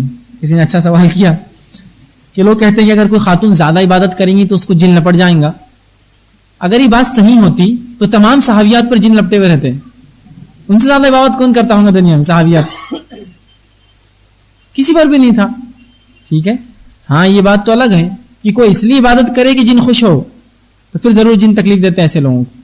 علامہ ابن تیمیہ لکھتے ہیں الجن اپنی کتاب میں، الشیطان ان کی کتاب ہے جن کے تعلق سے، وہ لکھتے ہیں کہ جن کچھ لوگوں کو جو مخصوص جا کر ان پہ حاوی ہوتے ہیں ان کی اقسام بتاتے ہیں۔ پہلا وہ جو جنوں کے بارے میں بہت زیادہ تجسس کرے، کیسے رہتے، کیا کرتے، میرے کو دیکھنا ہے، میرے کو ملنا ہے، میرے کو فلاں کرنا ہے، تو ان کو لپٹتے ہیں۔ دوسرا جو بہت زیادہ خوف کھائے ان سے، ان کو بھی پکڑ لیتے ہیں۔ اور تیسرا جو بہت زیادہ محبت کرے ان سے، ان کو بھی پکڑ لیتے ہیں۔ تو یہ نہ کرے آپ، ٹھیک، اگر ایسا نہ کرے تو کوئی بھی عبادت سے کوئی جن نہیں لپٹتا، اور عبادت سے تو جنات دور بھگتے ہیں آپ کے۔ عبادت نہ کرنے والوں کے پاس اللہ فرماتا ہے قرآن میں کہ جو لوگ اللہ کی عبادت نہیں کرتے ان کو ہم نے ایک ولی، ان کا شیطان ولی بنا دیتے ہیں، ہم شیطانوں کے دوست بنا دیتے ہیں ان کی دنیا میں۔ جنات آپ کو نہیں لپٹتے، ٹھیک ہے، عبادت سے تو بالکل نہیں، ٹھیک۔ اسی طرح شادی نہیں ہونے تھا، یہ الگ بات ہے کہ جنات کچھ عورتوں کو پسند کر کے ان کے نکاح نہیں ہونے دیتے، بات صحیح ہے، اس کے لیے رقیہ موجود ہے آپ کے پاس۔ آپ شعبدے باز پر جائیں گے تو آپ کی زندگی برباد کر دیں گے، رقیہ پڑھیے، انشاءاللہ العزیز مسئلہ حل ہو جائے گا۔ اللہ پر توکل، بھروسہ، عقیدے کے ساتھ کہ اللہ نے تمہیں شفا رکھی ہے، انشاءاللہ آپ کو فائدہ ہوگا۔ آگے انہوں نے لکھا کچھ لوگ کہتے ہیں ان کے اندر پریاں آتی ہیں۔ یاد رکھیے اللہ نے جو مخلوق بنائی ہے وہ دو ہی ہے، وہ مخلوق جس کو اختیار ہے اچھے اور برے کا، پہلا انس، دوسرا جن۔ اب پریاں کوئی مخلوق نہیں ہے، اند کوئی مخلوق نہیں ہے۔ بہت سے لوگ کچھ بھی کچھ پتہ نہیں، یہ فلسفے اور کہانیوں کی بات ہے جو یونانی فلسفہ ہے۔ اند ہوتے ہیں جو بڑے بڑے انسان ہوتے ہیں، پریاں ہوتی ہے جو فلاں ہوتی ہے، فرشتے ہوتے ہیں، انسان ہوتے ہیں، جن نہیں۔ فرشتے ایک چیز ہے، ایک مخلوق اللہ کی جو اختیار نہیں ہے ان کو، وہ اللہ کی عبادت ہی کرتے ہیں۔ اس کے بعد دو جو مخلوق ہے اختیاری ہے، وہ ان کو اختیار ہے، چاہے تو اچھا کرتے چاہے تو برا کرے، ایمان لائے یا کفر کرے، وہ انسان اور جن۔ تو پریاں وریاں کچھ بھی نہیں ہوتی، بھوت پریت بھی کچھ نہیں ہوتا، یہ سب جن ہیں جو کافر جن ہوتے ہیں جو انسانوں کو تنگ کرتے ہیں۔ ہاں ان کے مذکر کو ہو سکتا ہے اند یا جن بولتے ہوں گے، اور مؤنث کو پریاں بولتے ہوں گے، یا اسی طرح کے اور بھی نام مختلف دیتے ہوں گے، لیکن انسانوں میں جو ہے پریاں نہیں آتی ہے، جنات اور بالخصوص شیاطین انسان میں آتے ہیں۔ ایک صاحب مجھ سے کہنے لگے کہ خاتون ان کے اندر پریاں آتی ہیں، اور لوگ ان کے پاس بیٹھ کے پوچھتے ہیں میرا یہ ہوگا کیا، میرا وہ ہوگا، سوالات کرتے ہیں ایسے لوگ۔ اور بلکہ پریاں نہیں، بلکہ وہ تو یہ کہنے لگے کہ ان کے اندر حضرت فاطمہ آتی ہے رضی اللہ عنہ۔ میں نے کہا بہت اچھی بات ہے، کبھی میرا بھی ایک سوال ہے ان سے کر دو کبھی جا کر۔ تو کہا کیا کہو؟ میں نے کہا ان سے جا کے بولو حضرت فاطمہ کو قرآن آتا تم قرآن پڑھ کے بتاؤ، اور بالخصوص آیت الکرسی پڑھ کے سناؤ بولنا۔ اب جب وہ شخص گئے اور کہے کہ میرا بھی سوال ہے، تو اس نے کہا وہ اپنی دھن میں نہیں ہوتے ہیں جب، کیونکہ جن ان کے اندر ہوتا ہے، کہو کیا ہے، تو آیت الکرسی پڑھنی سناؤ، ہکا لو اس کو سب سے پہلے، بولے یہ سب سے خطرناک، کیوں تو اب شیطان کو ضرب پڑنے والی ہے. آیت الکرسی کے سامنے جن شیاطین اور جادوگر ٹک نہیں سکتے. یہ شعبدے باز ہوتے, کاہن ہوتے, انسانوں کے عقیدوں سے کھیل کرتے, شیاطین کی مدد کے ذریعے جو ہے بہرحال اس طرح کام کرتے ہیں. تو کوئی عورتوں میں پریاں نہیں آتی, کوئی حضرت فاطمہ, علی اور حسین اور حسن نہیں آتے جو یہ لوگ محرم میں کرتے ہیں. بہت سے لوگ کسی کے اندر علی آ جا رہے ہیں, کسی میں حسن اور حسین رضی اللہ آ جا رہے ہیں. تو میں ان سے سوال کرتا ہوں, دونوں اور تینوں حافظ قرآن تھے, ذرا کچھ قرآن تو پڑھ کے سنا دو. دیکھیے پھر کیسی گالی گلوچ شروع کرتا ہوا آدمی. حسن اور حسین رضی اللہ کے گالی دیں کسی کو, وہ تو حافظ قرآن تھے. تو یہ سب جن اور شیاطین ہیں جو پری یا اس طرح کے جن یا حسن اور حسین نعوذ باللہ یا اللہ کے ولی یا اس طرح بول کر آتے ہیں. ایسے لوگوں سے سوال بھی مت کیجیے بیٹھ کر.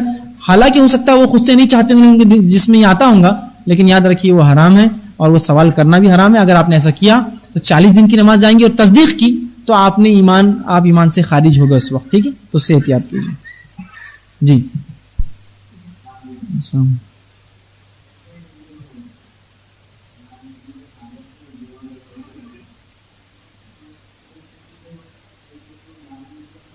جی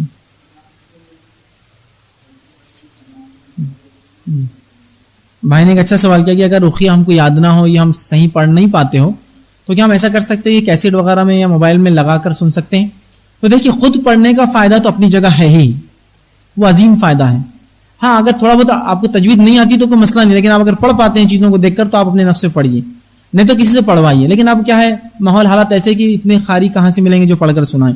اس معاملے میں یہ ہو سکتا ہے کہ آپ ریکارڈ کر لیں اس کو آپ کے پی سی میں یا ہینڈ سیٹ میں یا کسی اور ریکارڈر میں, اور اس کو آپ سن لیں, اس میں کوئی حرج نہیں. اور جس کے آنگ میں اس کو جیسا لگے کہ اس کے پر آسے ہوئے جن ہے تو اس کو بڑی آواز میں بٹھا کر سامنے سنا دیں, اور اگر کان بند کر دے اس کے کان میں سے ہاتھ نکال دیں. تو بہرحال یہ بھی درست ہے, لیکن بہتر ہے کہ انسان خود پڑھے, اس میں زیادہ فائدہ ہو, چونکہ وہ سامنے ہے وہ آدمی. خود نفس سے پڑھے, یہ نہ ہو تو کسی اور سے پڑھوائے, اور وہ بھی سہولت نہ ہو تو آپ کان لگا کر یا ٹیپ میں یا کسی چیز میں سن سکتے ہیں انشاءاللہ عزیز, اس میں بھی کوئی حرج نہیں, اور اللہ انشاءاللہ عزیز شفا دیں گے. اس نے ایک سوال کیا, کسی شخص کے غصے اور اس کی باتوں کو نہ ماننے کے لیے اپنی باتوں کو منانے کے لیے کچھ اذکار کے ذریعے انہیں اپنے تابع کرنا صحیح ہے یا غلط, اور اس طرح کے عمل سے اس شخص پر اثر ہوتا ہے یا نہیں, واضح کیجیے. کسی نے اچھا سوال کیا. میں نے دیکھا بہت سی عورتوں کو, ایک خاتون تھے وہ کیا کرتے تھے, لوگوں کا منہ بند کر دیتے تھے. میں نے کہا یہ کیا بات ہے, آپ منہ بند کر دیتے لوگوں کی. وہ کیا کرتے تھے کہ ان کے پاس طریقہ تھا, وہ کیا کرتے ہیں کسی بھی ایسا داماد ہے سمجھا, ان کو داماد کا منہ بند کرنا ہے, تو کیا کرتے ہیں اپنے گھروں کے اندر وہ پنجتن 5 کا ایک تصویر ہوتی ہے عموماً, اوپر لکھا ہوتا اللہ, محمد, علی, حسن, حسین, فاطمہ. اس کے نیچے ایک ایسے تصویر بناتے تھے, ایک ایسا گول چہرہ, 2 آنکھیں, اس منہ, اور اس پہ اس کے منہ کے اوپر ایسا کراس, منہ بند کر دیا بولے. ایک تو ڈرائنگ گھٹیا ایک دم, اس پر خالی منہ پہ 2 ایسا بولے منہ بند کر دیا میں, اور کچھ تو بھی پڑھ لیتے تھے. میں نے کہا اگر اتنی آسانی سے منہ بند ہوتا تو وہ لوگ جو اسلام کے خلاف بولتے ہیں ان کی منہ بند کرو نا تم, پہلے لگاؤ بڑے بڑے یہ جو سرما جو مسلمان اسلام کے خلاف چلا رہے ہیں, چاہے پولیٹیشین ہو چاہے رہنما ہو کسی مذہب کے, ارے ان کے منہ پہ کیوں لگا رہے تم. تو تھوڑا سا ان کو فکر ہوئی کہ بات تو صحیح یار, ان کے منہ کیوں نہیں بند ہو سکتے, بند کر کے بتاؤ ان کے واقع میں اتنی یہ کچھ منہ بند نہیں ہوتے ایسے اعمال سے. ہاں یہ ضرور ہے کہ شیاطین ایسے اعمال کے ذریعے انسانوں کو تکلیف پہنچا سکتے ہیں, ان کی زبان تھوڑی دیر کے لیے بند کر سکتے ہیں, لیکن ایسا کرنا حرام اور کفر ہے, ایسا کرنا حرام اور کفر ہے. یاد رکھ لیجیے, ایسا عمل کسی کا منہ بند کرانا, کسی کو تکلیف پہنچانے کے لیے کام کرنا, کسی کو اپنی بات منوانے کے لیے ایسا کرنا, یہ عمل حرام اور کفر ہے. گو ہو سکتا ہے اس سے یہ فائدہ ہو جائے کہ اس کا منہ بند ہو جائے, لیکن یہ کرنے کی وجہ سے آپ کو ایک حرام اور ایک کفر کرنے کا جو ہے گناہ ملے گا. اور شعبدباز اور جادوگروں کے تعلق سے شریعت نے اتنے سخت وعید دیکھی, تو یاد رکھیے ایسا اگر کوئی کام کرتا ہے کسی کا منہ بند کرانے, آواز بٹھانے, گواہی چھپانے, زمین مارنے, تو یہ عمل ہو تو سکتا ہے کہ تو جادو کا اثر ہوتا ہے, کلمات کا اثر ہے, یہ بات طے ہے شریعت میں, لیکن یہ کام کرنا حرام اور کفر ہے.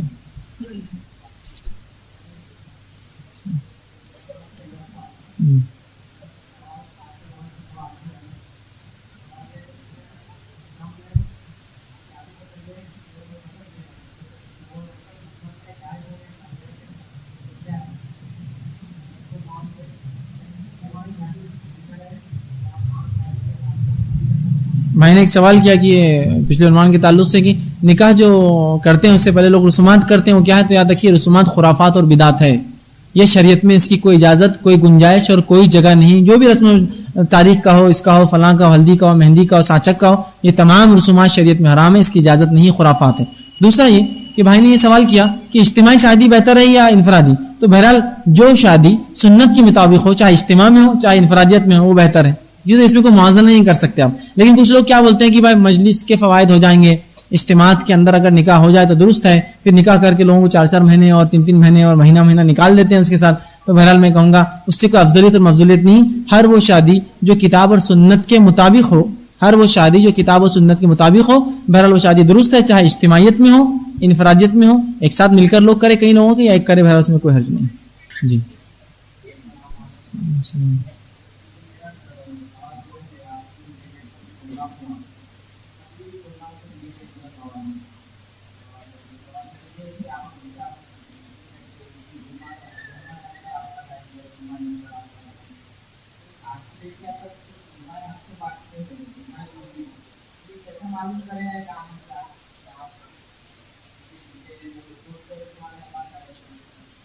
میں نے ایک اچھا سوال کیا. انہوں نے کہا کہ میری 10 روزہ تقریر سے متعلق وہ سوال تھا کہ میں نے بار بار کہا کہ علماء حق سے رابطہ قائم کرے. تو علماء حق کون ہیں؟ اس لیے کہ علماء سو بھی اس دور میں. تو یاد رکھیے علماء حق وہ لوگ ہیں جو اللہ کی کتاب، اس کے رسول کی سنت، ٹھیک ہے، اس سے آپ کو جواب دیں. جب اس میں وہ کسی مسئلے کو نہ پائے تو پھر صحابہ کے تعلق سے ان کے اقوال اور ان کے آثار کو لے، اور تابعین تبع تابعین اس طرح سے ان کا معمول ہو. جو اپنی خواہشات پر فتاوے، لوگوں کے مال و دولت، ان کے اسٹیٹس کے مطابق فتاوے، ان کی حیثیت، وہ کہاں رہتے ہیں، کتنا پیسہ اپنے ڈونیٹ کریں گے اس کے حساب سے فتاوے، لوگوں کی شخصیت، ان کے معاملات اور دبدبے کے حساب سے فتاوے نہ دیں. اللہ کی کتاب، اس کے رسول کی سنت وہ اگر نہ پائے تو پھر صحابہ کے آثار، ان کے فتاوے، ان کی زندگی سے، تابعین تبع تابعین سے لے. جو ایسا کرتا ہے یاد رکھیے علماء حق. اب جو ایسا کرے کہ بھائی کوئی آیا اور اپنے خواہش سے فتویٰ دے دیا، کوئی آیا اور یہ کہا کہ بھائی مجھے چونکہ اس سے کوئی آ کے مجھ سے سوال کر رہا ہے کہ داڑھی رکھنا کیسا ہے، اور میرا بیٹا اگر داڑھی رکھتا ہے تو میں بولتا ہوں ٹھیک ہے نہیں رکھے بھی تو چلتا ہے. اس نے قرآن حدیث کو استعمال نہیں کیا، یہاں اپنی منمانی کی، اپنی خواہشات کی پیروی پہ کی. یا میں فتویٰ اس حساب سے دیتا ہوں کہ آپ کا روب اور دبدبہ کیا ہے، کہ آپ کا اسٹیٹس کیا ہے، کہ آپ کتنے مالدار ہیں. اگر میں آپ کو فتویٰ دے دوں گا تو کہیں آپ ڈونیشن بند تو نہیں کر دیں گے میرے ادارے کو، یا اگر نہیں دوں گا تو اس طرح کا نہیں ہوگا. بلکہ علماء حق وہ ہے جو کتاب و سنت کے مطابق بات کرے، وہاں کوئی چیز کو نہ پائے تو پھر بہرحال صحابہ، تابعین تبع تابعین ان کے آثار کو لے. ٹھیک ہے، اس کے بعد بہرحال اور بھی اصول ہے شریعت کے، لیکن یہ علماء حق ہے جو کتاب و سنت کے مطابق، جو اللہ کے رسول اور صحابہ کا طریقہ اس کے مطابق بات کریں، یہ علماء حق ہے. اور جو منمانی کرے، خواہشات کی پیروی کرے، اپنے ڈھنگ سے کتاب و سنت کو سمجھے اور وہ کرے، تو یاد رکھیے یہ علماء حق نہیں ہے، یہ علماء سو اور باطل ہے. اور جو لوگوں کے مال پہ نظر رکھے، ٹھیک ہے، تو بہرحال یہ علماء حق نہیں ہے. یا بہرحال ایک مختصر تھوڑے دن ساتھ رہنے سے یہ بات آپ پہچان سکتے کون حق ہے اور کون سو ہے انشاءاللہ.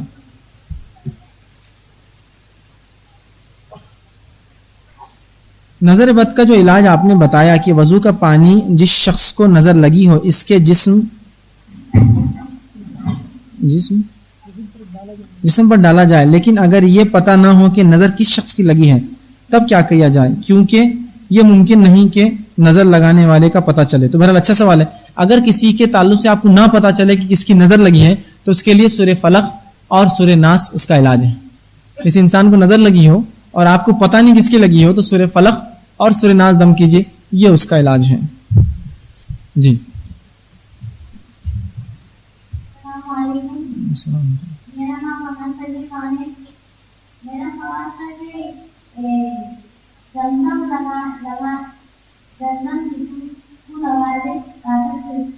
بھائی نے ایک سوال کیا کہ زمزم لوگ جسم کو لگاتے ہیں، یہ بات کہاں تک صحیح ہے؟ تو یاد رکھ لیجئے اللہ کے رسول صلی اللہ علیہ وسلم کی حدیث ہے زمزم میں شفا ہے. زمزم میں اگر اللہ پر اعتماد انسان رکھے، عقیدہ رکھے اور اس کو پیے تو اللہ نے اس میں بیماریوں کی شفا رکھی ہے. اور ایک حدیث میں زمزم کھانا بھی ہے اور زمزم پانی بھی ہے اور اس میں شفا بھی ہے. تو لہٰذا اگر کوئی شخص اپنی بیماری کے لیے زمزم پیتا ہے، اللہ پر ایمان رکھتے ہوئے، غیر ایمان والوں کو نہیں ہوگا، توکل بھروسہ کرتے ہوئے، تو انشاءاللہ زمزم اس کے لیے شفا ہے. لیکن جو دنیاوی علاج چل رہا ہے وہ چلنے دیں، میں نہیں کر رہا ہوں صرف زمزم پلائے، اس کے ساتھ زمزم بھی شفا ہے. تو لہٰذا اگر کوئی شخص اپنی تکلیف پر زمزم لگائے یا جو ہے پی لے اس کو اس نیت سے کہ اللہ اس تکلیف اور اس ایذا کو مجھ سے دور کرے، تو انشاءاللہ عزیز زمزم میں شفا ہے، اللہ نے فرمایا، اور اس کو انشاءاللہ اللہ شفا دیں گا. السلام.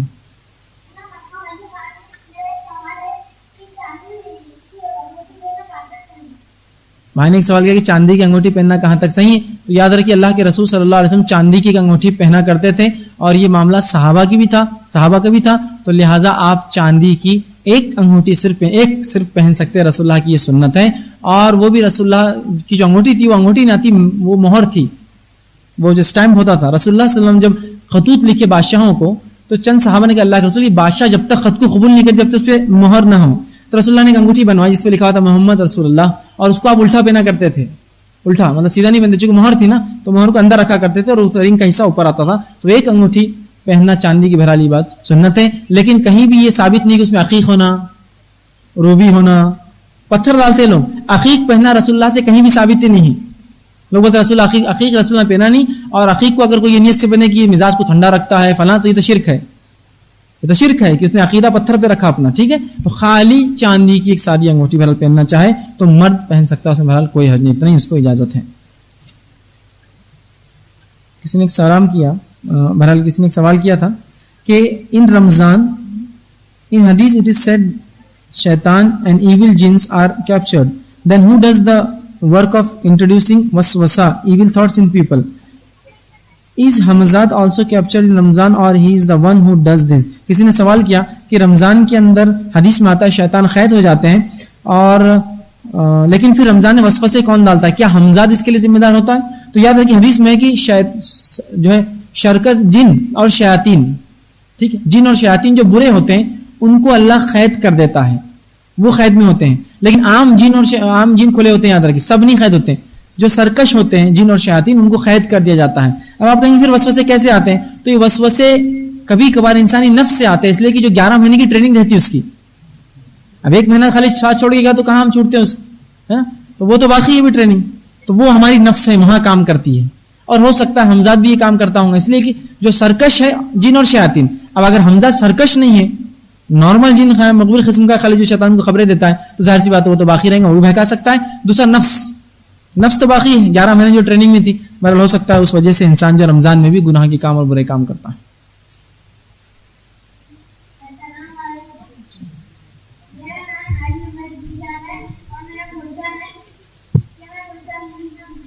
بولی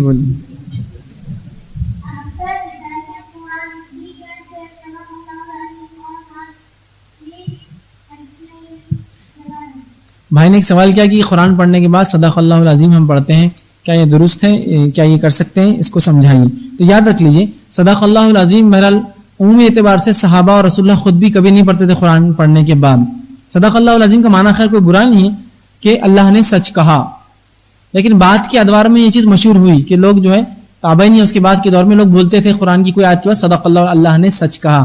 تو بہرحال لیکن یہ سنت تو نہیں ہے، تو لہٰذا ضروری تو نہیں ہے، لیکن کوئی پڑھ دے تو بہرحال کوئی بہت بڑی بدعت بھی نہیں ہے، کوئی خرافات بھی نہیں ہے، اس لیے کہ اللہ نے سچ کہا اس کا معنی ہوتا ہے، لیکن وہ قرآن کی آیت نہیں ہے، اس کا حصہ نہیں ہے، اور یہ قاری کو پڑھنا ضروری بھی نہیں ہے، اس لیے کہ سنت نہیں ہے. لیکن اگر کوئی کہہ دے آخر میں اللہ نے سچ کہا تو بہرحال میں سمجھتا ہوں اس میں کوئی حرج بھی نہیں ہے.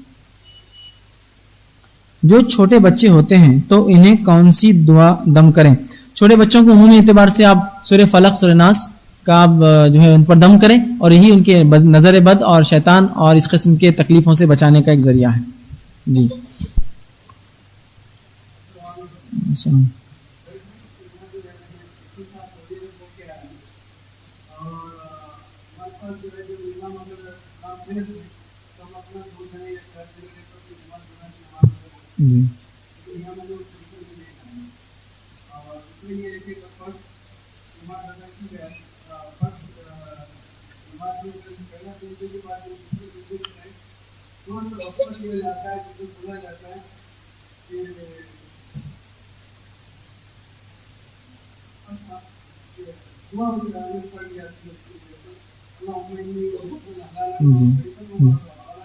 جی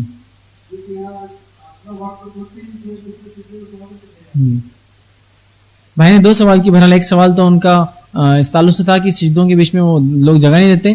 دوسرا پہلا سوال کیا تھا آپ کا؟ جماعت جب بناتے ہیں تو ایک شخص پیچھے سے اگر کوئی آ جائے تو دوسری جماعت کا تصور نہیں. اب دیکھیے میں سب سے پہلے ایک بات عام بتا دیتا ہوں، آپ کے سوال کا جواب نہ دیتے ہوئے ایک عام بات بتاتا ہوں، ایک بالکل عام بات.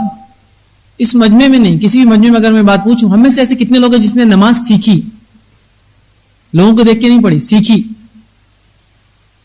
ہم نے سب نے اپنے باپ کو دیکھ کر، ماں کو دیکھ کر، دادا کو دیکھ کر، چچا کو دیکھ کر نماز پڑھی. سیکھی کس نے؟ یہ فرض ہے، سیکھے نہیں ہم نے، یہ دیکھ کر پڑھ رہے ہیں ہم سب. میرا باپ پڑھتا تھا تو میں پڑھتا ہوں، اور میں پڑھتا ہوں بلکہ میرا بچہ پڑھنے والا ہے. فرائض کو سیکھنا پڑتا ہے.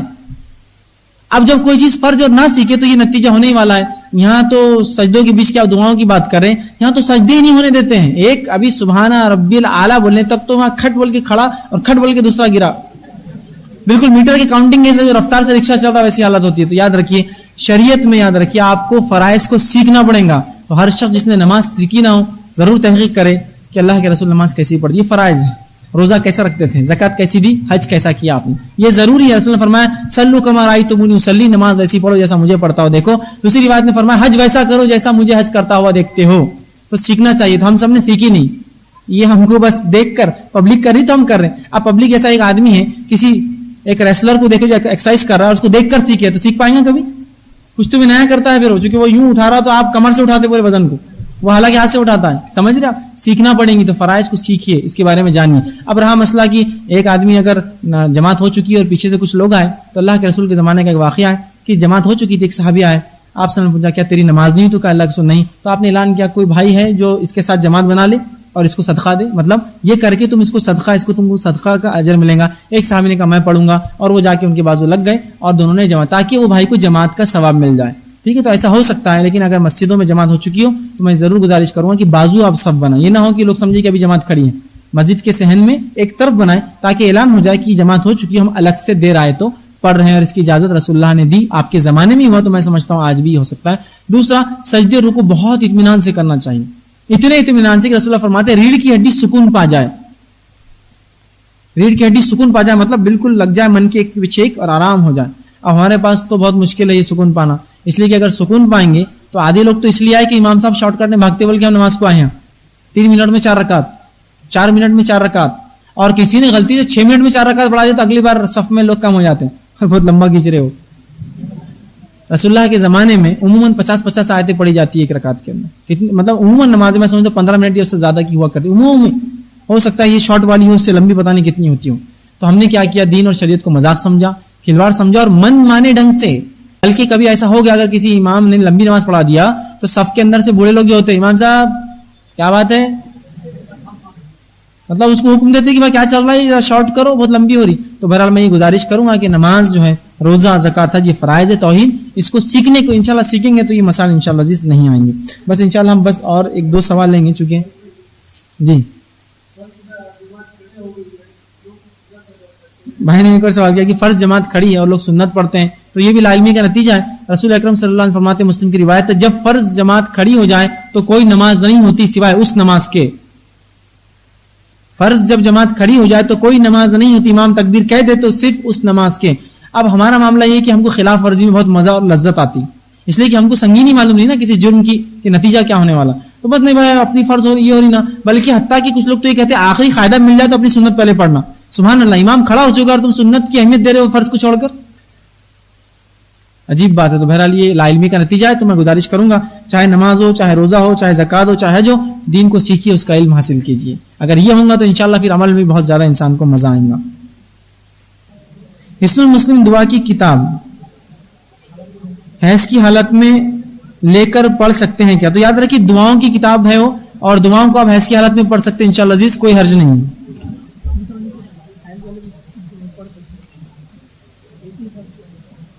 دوسرا بھی کسی نے کہ حالت حیض میں عورت کیا دعائیں پڑھ سکتی؟ تو ہاں, حالت حیض میں قرآن نہیں پڑھیں گی تلاوت, لیکن دعائیں ذکر و اذکار جو اس کی حفاظت کے لیے, بچوں کی حفاظت کے لیے بالکل پڑھ سکتی ہے, اس میں کوئی حرج نہیں. کیا؟ اور اگر ایسی حالت میں عورت ہے تو اس پہ رقیہ پڑھ کر دم بھی کیا جا سکتا ہے. اگر حیض کی حالت میں خاتون ہے اور اس پہ کوئی رقیہ کرنا چاہتا ہے تو ایسا کر بھی سکتا ہے اس کے اوپر, انشاءاللہ کوئی فرق نہیں, اس کو انشاءاللہ اللہ شفا دیں گے.